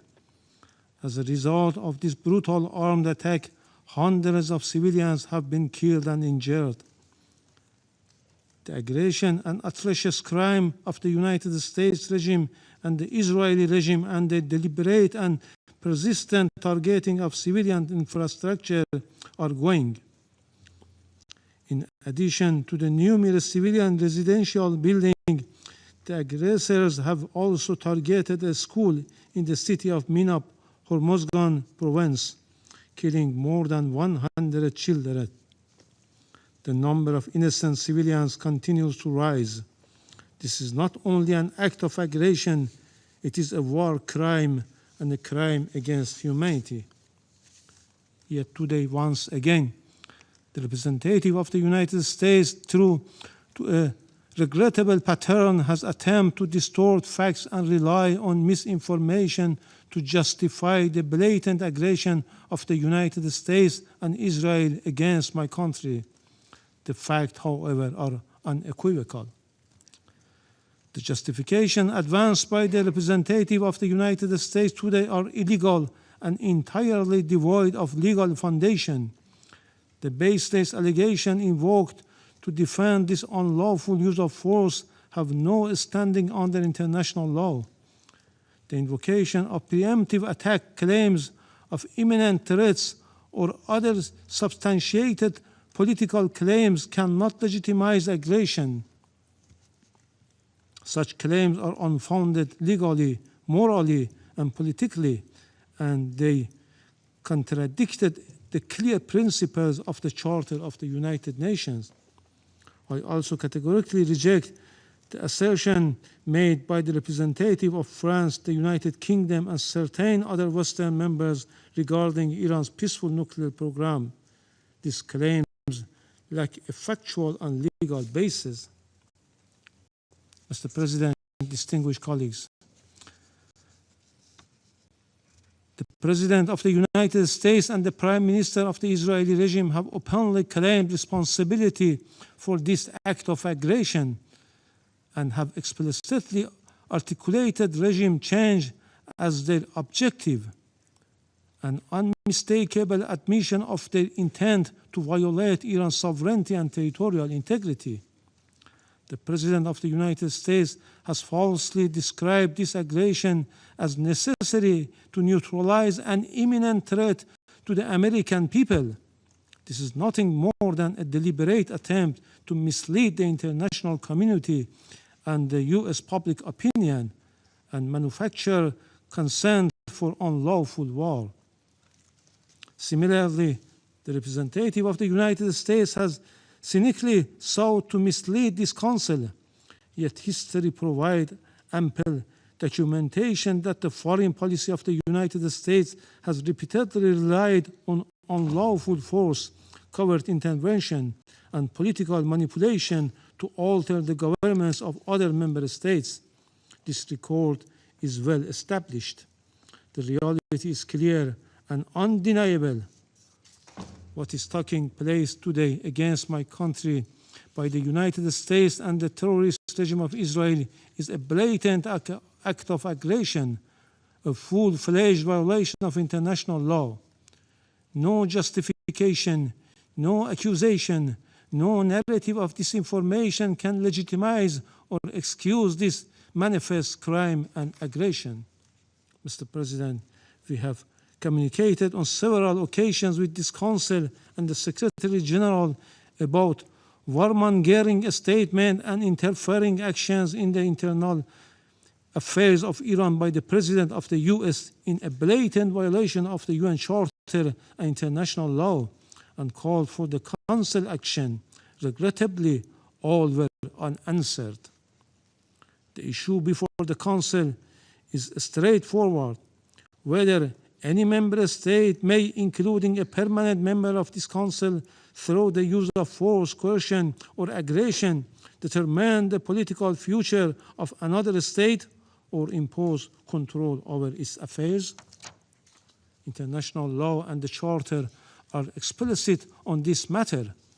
Article 2, Paragraph 4 of the Charter categorically prohibits the threats of use of force against the territorial integrity or political independence of any state. Mr. President, against this backdrop, I would like to make the following points. 1. What is occurring against my country is a clear act of aggression. It is an open armed aggression against the Islamic Republic of Iran. The United States and Israel war today is not merely a war against Iran. It is a war against the Charter of the United Nations, a war against international law, and a war against the international legal order upon which the United Nations and the Security Council have been built for over 8 decades. As the Charter affirms, the United Nations was established to save succeeding generations from a scourge of war. The Charter, adopted in 1945, is founded upon this fundamental principle. Members shall refrain from threat or use of force in international relations. The sole exception is the inherent right of self-defense under Article 51, and only in the event of an armed attack. The military aggression carried out by the United States and Israel satisfies none of the criteria of lawful self-defense. Accordingly, the action of the United States and Israel constitute a manifest violation of Article 2, a peremptory norms and a fundamental principle of international law accepted by all member states. Neither the Charter nor international law recognize internal matters of states as justification for the use of force by other states. Were this otherwise, no international legal order could endure. The rule of law would be replaced by the rule of force. 2. In responding to aggression and large-scale war, the Islamic Republic of Iran is exercising its inherent and lawful right of self-defense under Article 51 of the Charter of the United Nations. The armed forces of the Islamic Republic of Iran are utilizing all the necessary defensive capabilities and means to confront this criminal aggression and deter the hostile acts. Consequently, all bases, facilities, and assets of the hostile forces in the region shall be regarded as legitimate military objective within the framework of Iran's lawful exercise of self-defense. Iran will continue to exercise its right of self-defense decisively and without hesitation until the aggression ceases in full and unequivocal terms. 3. Iran remains firmly committed to respecting the sovereignty and territorial integrity of its neighboring countries. Under no circumstances will we target the sovereignty, people, or interests of our neighboring countries in the Persian Gulf. Our legitimate response have been directed solely and exclusively at the bases and assets of the hostile government of the United States that operate beyond the control of the host states. Priority has been given to the targets that diminish the aggressor capability and capacity to continue its malign actions. We had previously and formally conveyed this warning to the Secretary General and the Security Council. 4. Despite continuous U.S. hostile policy, we were sincerely and seriously pursuing the path of diplomacy and dialogue to reach a just, fair, and sustainable agreement. Yet, for the second time in the midst of the negotiation, the United States betrayed diplomacy and resorted to force and launched an attack against my country in blatant violation of Charter of the United Nations, presently interfering in Iran's internal affairs. They are even calling on the people to riot against their own government. The recent record of the United States toward Iran is equally clear. Since January 2025, the U.S. administration again reinstated the hostile approach, including the policy of so-called maximum pressure and economic strangulation through sweeping sanctions. The General Assembly has repeatedly voted by overwhelming majorities against such unilateral coercive measures. The objective of these illegal measures has been transparent, unconditional surrender. Despite repeated warning by Iran to the Secretary General and the Council regarding serious violation of the Charter by a permanent member, the Council has regrettably failed to discharge its primary responsibility, allowing the erosion of the rule of law in favor of the rule of force. 5. Just as the Israeli regime succeeded in dragging the United States into the quagmire of war with Iran, the United States in turn is deliberately seeking to expand the scope of the conflict by exploiting spaces in the Persian Gulf region. The hostile U.S. government dream of swallowing Iran and forcing the Islamic Republic of Iran into submission will never be realized. This war, before being a contest of military equipment and advanced technologies, is a battle of wills, and in that battle, the Islamic Republic of Iran will prevail. Furthermore, the Islamic Republic of Iran has repeatedly affirmed its commitment to diplomacy and negotiation. However, it will never submit to pressure, coercion, or force. Diplomacy has rules and principles. It cannot coexist with aggression. 6. The duty of Council members is to defend international law and specifically the Charter. They are not called upon to judge the political system of states, nor to determine whether military aggression or economic siege leads to freedom or domination. Expression of concerns and empty condemnation are not sufficient. The Council must act. Pursuant to Article 39 of the Charter, the Security Council must immediately determine the United States and Israeli regime have committed an act of aggression and demand the immediate cessation of its unlawful use of force, including any explicit or implicit threats against Iran, and require binding assurance of non-repetition. Affirm that the United States and Israeli regime bear full international responsibility for all materials and moral damage inflicted upon the infrastructure and facilities of the Islamic Republic of Iran and are obligated to provide full reparation. Let me conclude, Mr. President, with a simple and undeniable truth. Israel and the United States have attacked Iran. They have violated international law and the Charter of the United Nations. They must be held accountable. So long as this aggression continues, Iran will continue to exercise its inherent right of self-defense firmly, proportionately, and without hesitation until the aggression ends. The Security Council must act now and stop this act of aggression immediately. Silence is complicity in this crime. I thank you.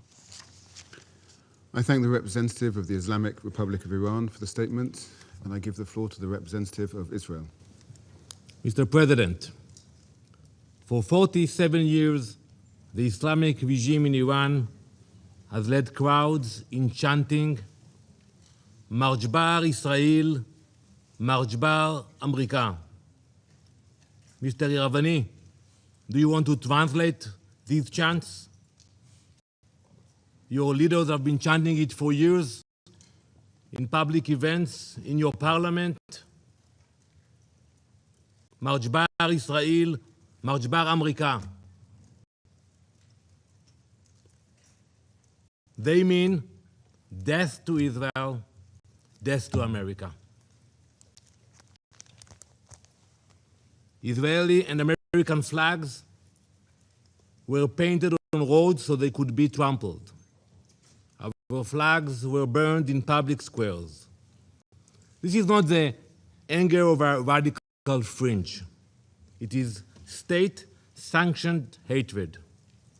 And while those Marjbar chants echoed, uranium was enriched, centrifuges span, missiles were built, facilities were buried deep underground. It was never just empty rhetoric. It was preparation for action. But today, alongside our ally, the United States, we act to stop it.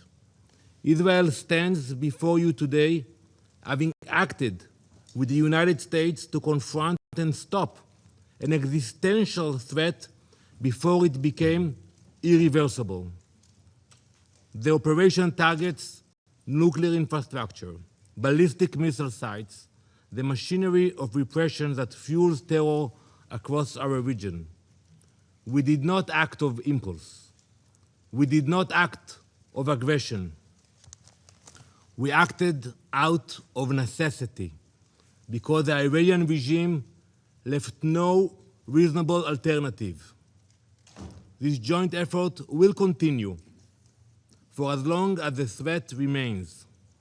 We thank President Trump and acknowledge the close cooperation between Israel and the US, which has brought the alliance between our countries to an all-time high in peace and in war. Let us be clear about what we are confronting. This regime has built nuclear weapons in blatant disregard of international law and UN resolutions. It has brutally murdered its own citizens and crushed dissent.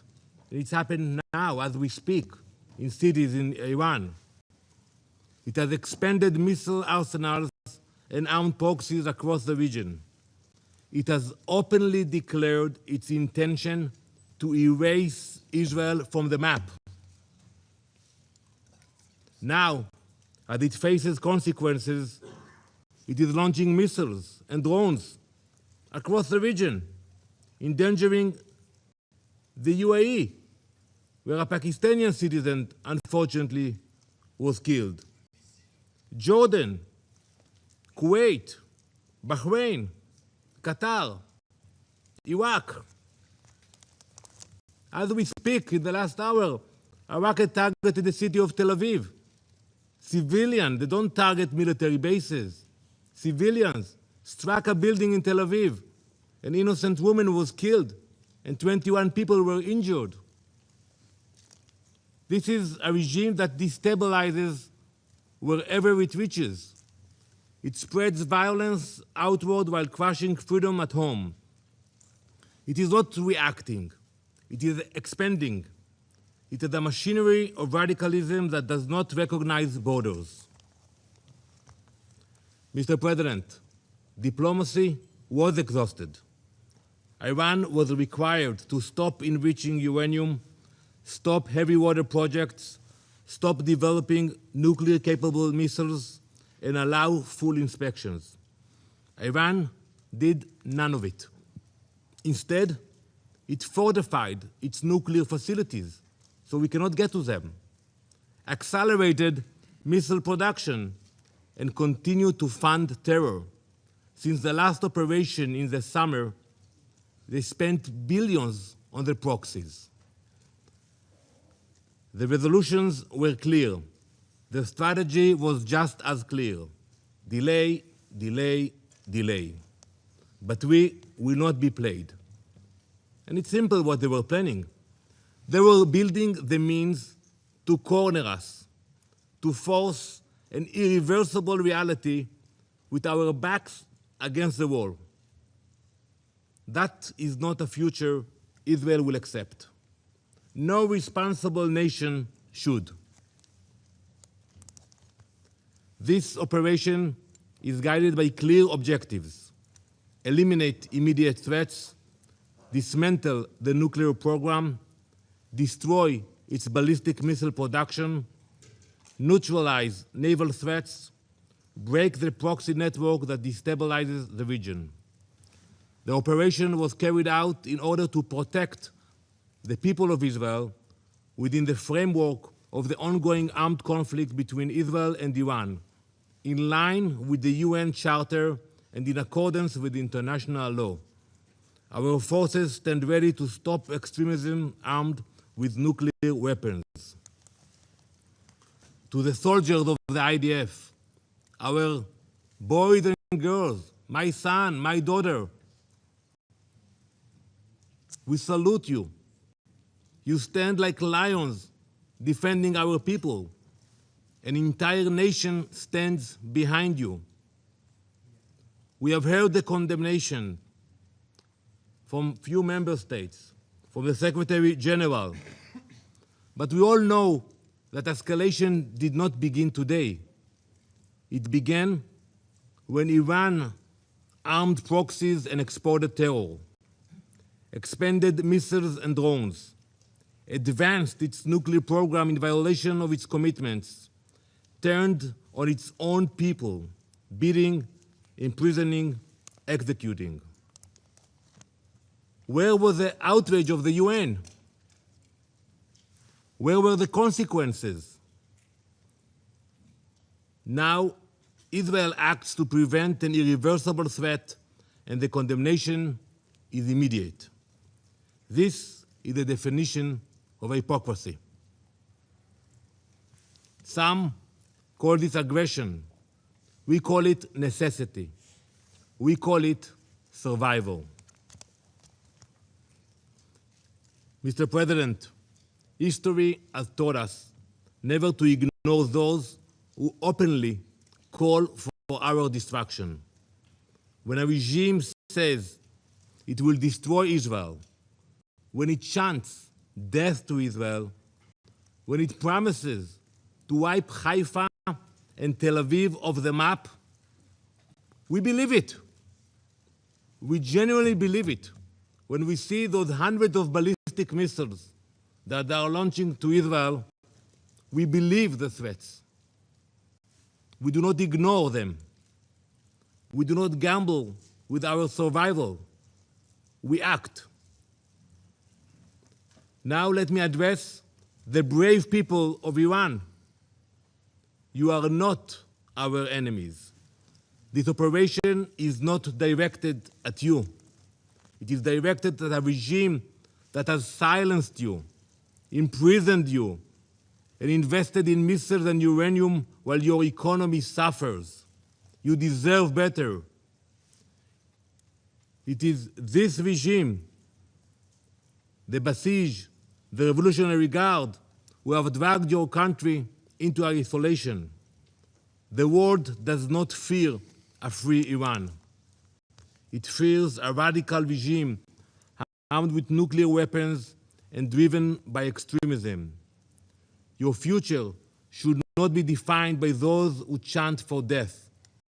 As President Trump had said, the Iranian people deserve dignity, security, and the chance to shape their own destiny. We are thinking about you. You are seen. You are not alone. The future of Iran belongs to its people. We stand with you. Mr. President, this week, Jewish families all around the world celebrate Purim. Many Israelis will do so now in a bomb shelter. The story of Purim happened more than 2,500 years ago, in the same place.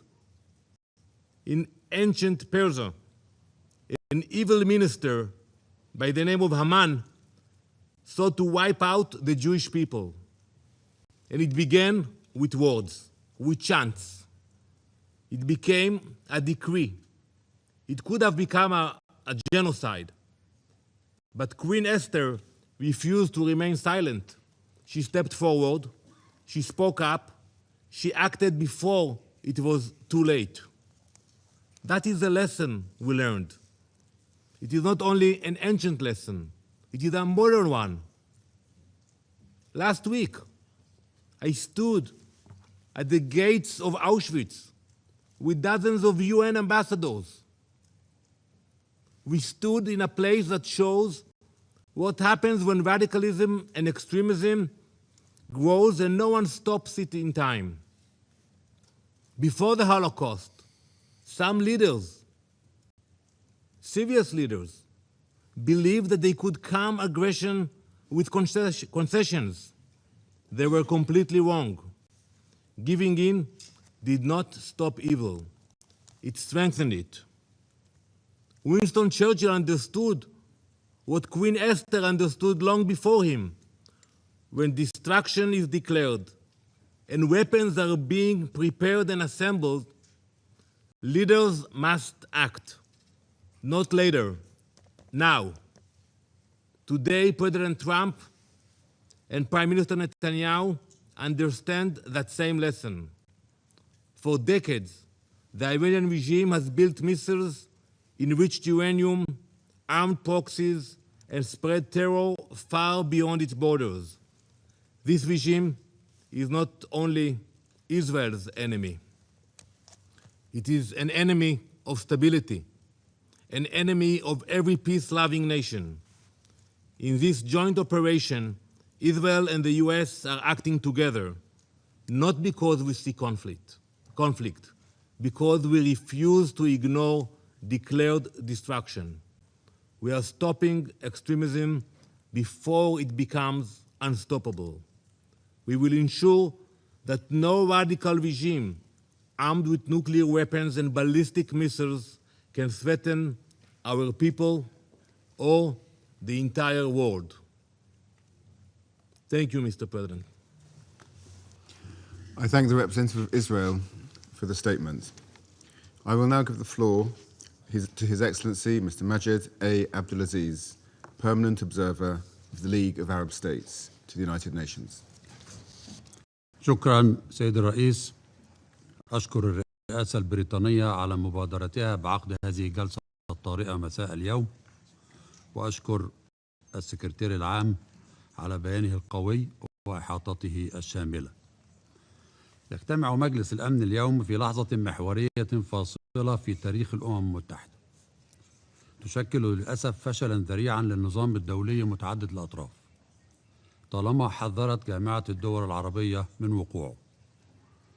هي للأسف لحظة اتساع نطاق الصراع العربي الإسرائيلي ليصبح حربا إقليمية شاملة تهدف من خلالها إسرائيل للابتعاد عن انهاء احتلالها للأرض الفلسطينية وللحيلولة دون إقامة الدولة الفلسطينية المستقلة وضمها لعضوية الأمم المتحدة تنفيذا لحل الدولتين وللأسس الرئيسية للشرعية الدولية من خلال توسيع نطاق عدوانها العسكري الغاشم على الشعب الفلسطيني في غزة والضفة الغربية وتكثيف مساعيها لضم الضفة الغربية وبعدوانها العسكري المتكرر على سوريا ولبنان واليمن وإيران في مسعى واهم مرفوض عربيا وإقليميا ودوليا لفرض الهيمنة الإسرائيلية على منطقة الشرق الأوسط باستخدام السبل العسكرية، حتى لو كان ذلك على حساب الدول الأعضاء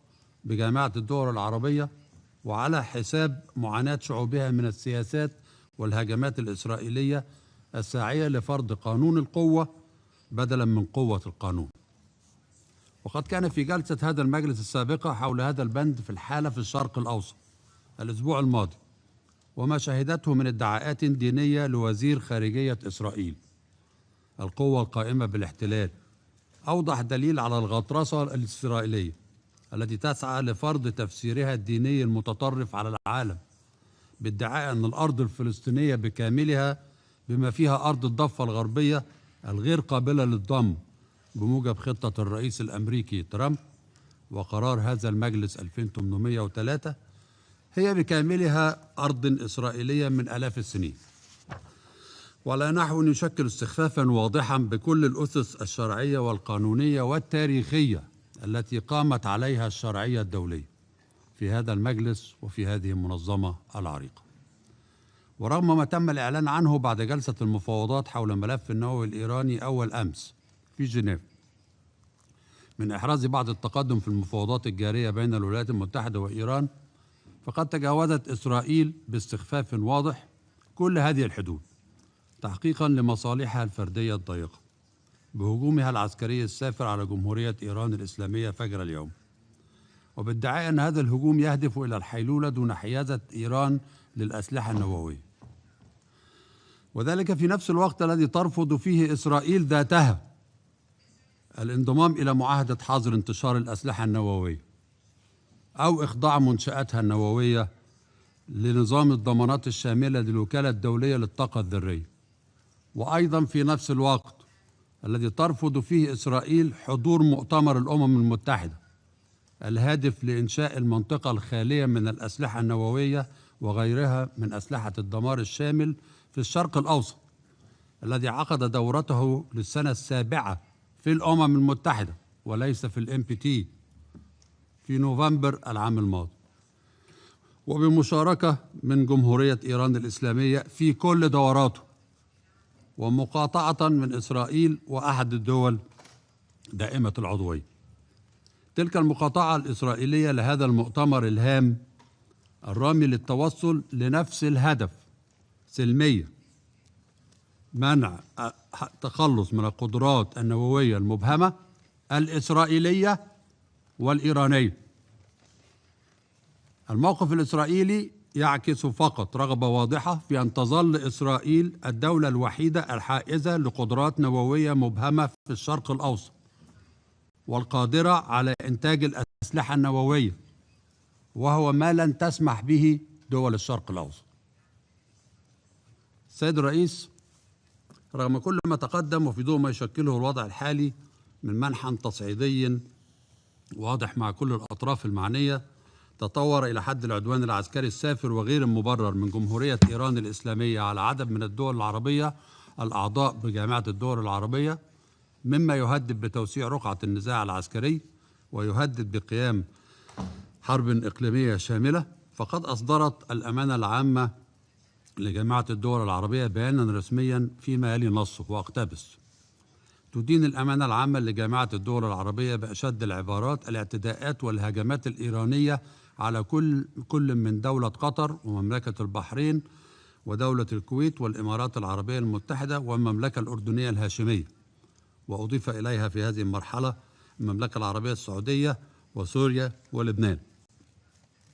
وتعتبر أن الاعتداءات بالصواريخ تمثل انتهاكا صارخا لسيادة دول تنادي بالسلام وعملت من أجل تحقيق الاستقرار ولم تشارك في الحرب. وتعرب الأمانة العامة عن التضامن الكامل مع الدول العربية في مواجهة تلك الاعتداءات وعن تأييدها لأي إجراءات تتخذها هذه الدول من أجل الدفاع عن نفسها وتأمين شعوبها. وتشدد الأمانة العامة على أن الدول العربية اتخذت مواقف واضحة من الأزمة الإيرانية برفض العمل العسكري ضد طهران، وبذلت دول عربية جهودا هائلة من أجل الوساطة تجنبا للتصعيد الذي نشهده اليوم. وتتحسب الأمانة العامة من الخطورة الهائلة التي ينطوي عليها الموقف الحالي في المنطقة، وتناشد كافة الأطراف الفاعلة في المجتمع الدولي العمل فورا من أجل خفض التصعيد في أسرع وقت وتجنيب المنطقة وإلى اتساع دائرة عدم الاستقرار والعنف والعودة فورا إلى الحوار.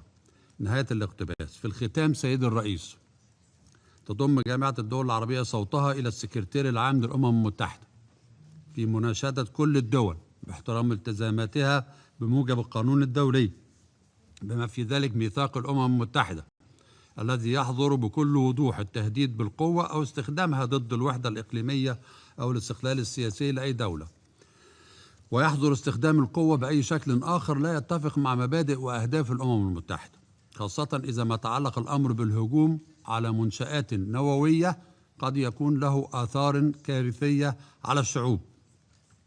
كما تضم الجامعة صوتها للأمم المتحدة في المطالبة بالوقف الفوري للأعمال العدائية وبخفض التصعيد لتفادي صراع إقليمي أوسع ستكون له نتائج وخيمة على الاستقرار الإقليمي لمنطقة الشرق الأوسط.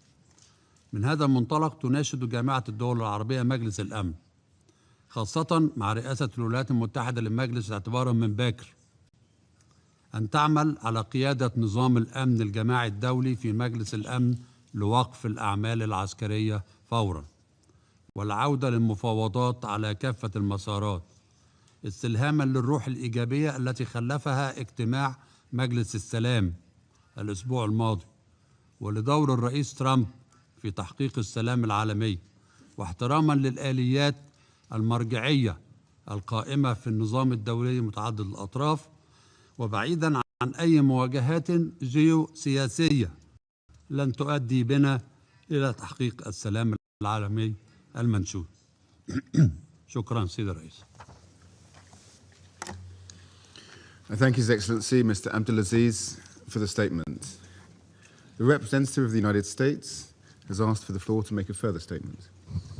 Yeah, thank you, Mr. President. I wish to exercise my right of reply to the so-called representative of the Iranian regime. The United States strongly rejects this ridiculous and frankly farcical assertion that U.S. actions are inconsistent with international law. For 47 years, the Iranian regime has chanted, quote, "Death to America," at every turn, at every opening of its parliament. It has sought to eradicate the state of Israel. It has waged an unending campaign of bloodshed and mass murder. It is responsible for a series of unprovoked armed attacks targeting the United States and Israel, violations of the UN Charter, and threats to international peace and security across the Middle East. It has even attempted to assassinate the U.S. president, President Trump. It has done so not only directly, but through its proxies, seeking to hide and mask its bad actions while publicly claiming to be a victim. Iran's menacing activities directly endanger the United States, our troops, our bases overseas, our partners, our allies around the world. The United States has made every effort to negotiate a peaceful resolution of this conflict with Iran, but Iran has failed to take that opportunity.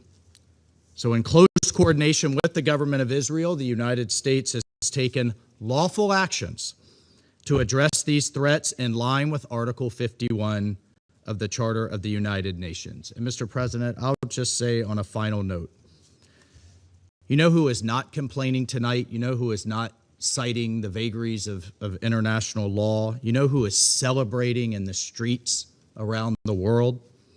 The Iranian people. Mr. President, maybe, perhaps just maybe, they will finally be free. I thank you. I thank the representative of the United States for the statement. The representative of Bahrain has also asked for the floor to make a further statement. I give them the floor. شكرا سيد الرئيس، وعذرا لأخذ الكلمة مرة أخرى، وأود أن أعيد قراءة فقرة بيان دول مجلس التعاون لدول الخليج العربية والأردن وسوريا بدقة وهي كالتالي وأقتبس: وكما أوضحنا في الرسالة الموجهة إليكم اليوم، فقد استهدفت عدة هجمات صاروخية إيرانية آثمة اليوم كلا من دولة الإمارات العربية المتحدة والمملكة العربية السعودية ودولة قطر ودولة الكويت وبلاد مملكة البحرين والمملكة الأردنية الهاشمية والجمهورية العربية السورية في انتهاك صارخ لسيادة هذه الدول وسلامة أراضيها. وشكرا لكم سيد الرئيس.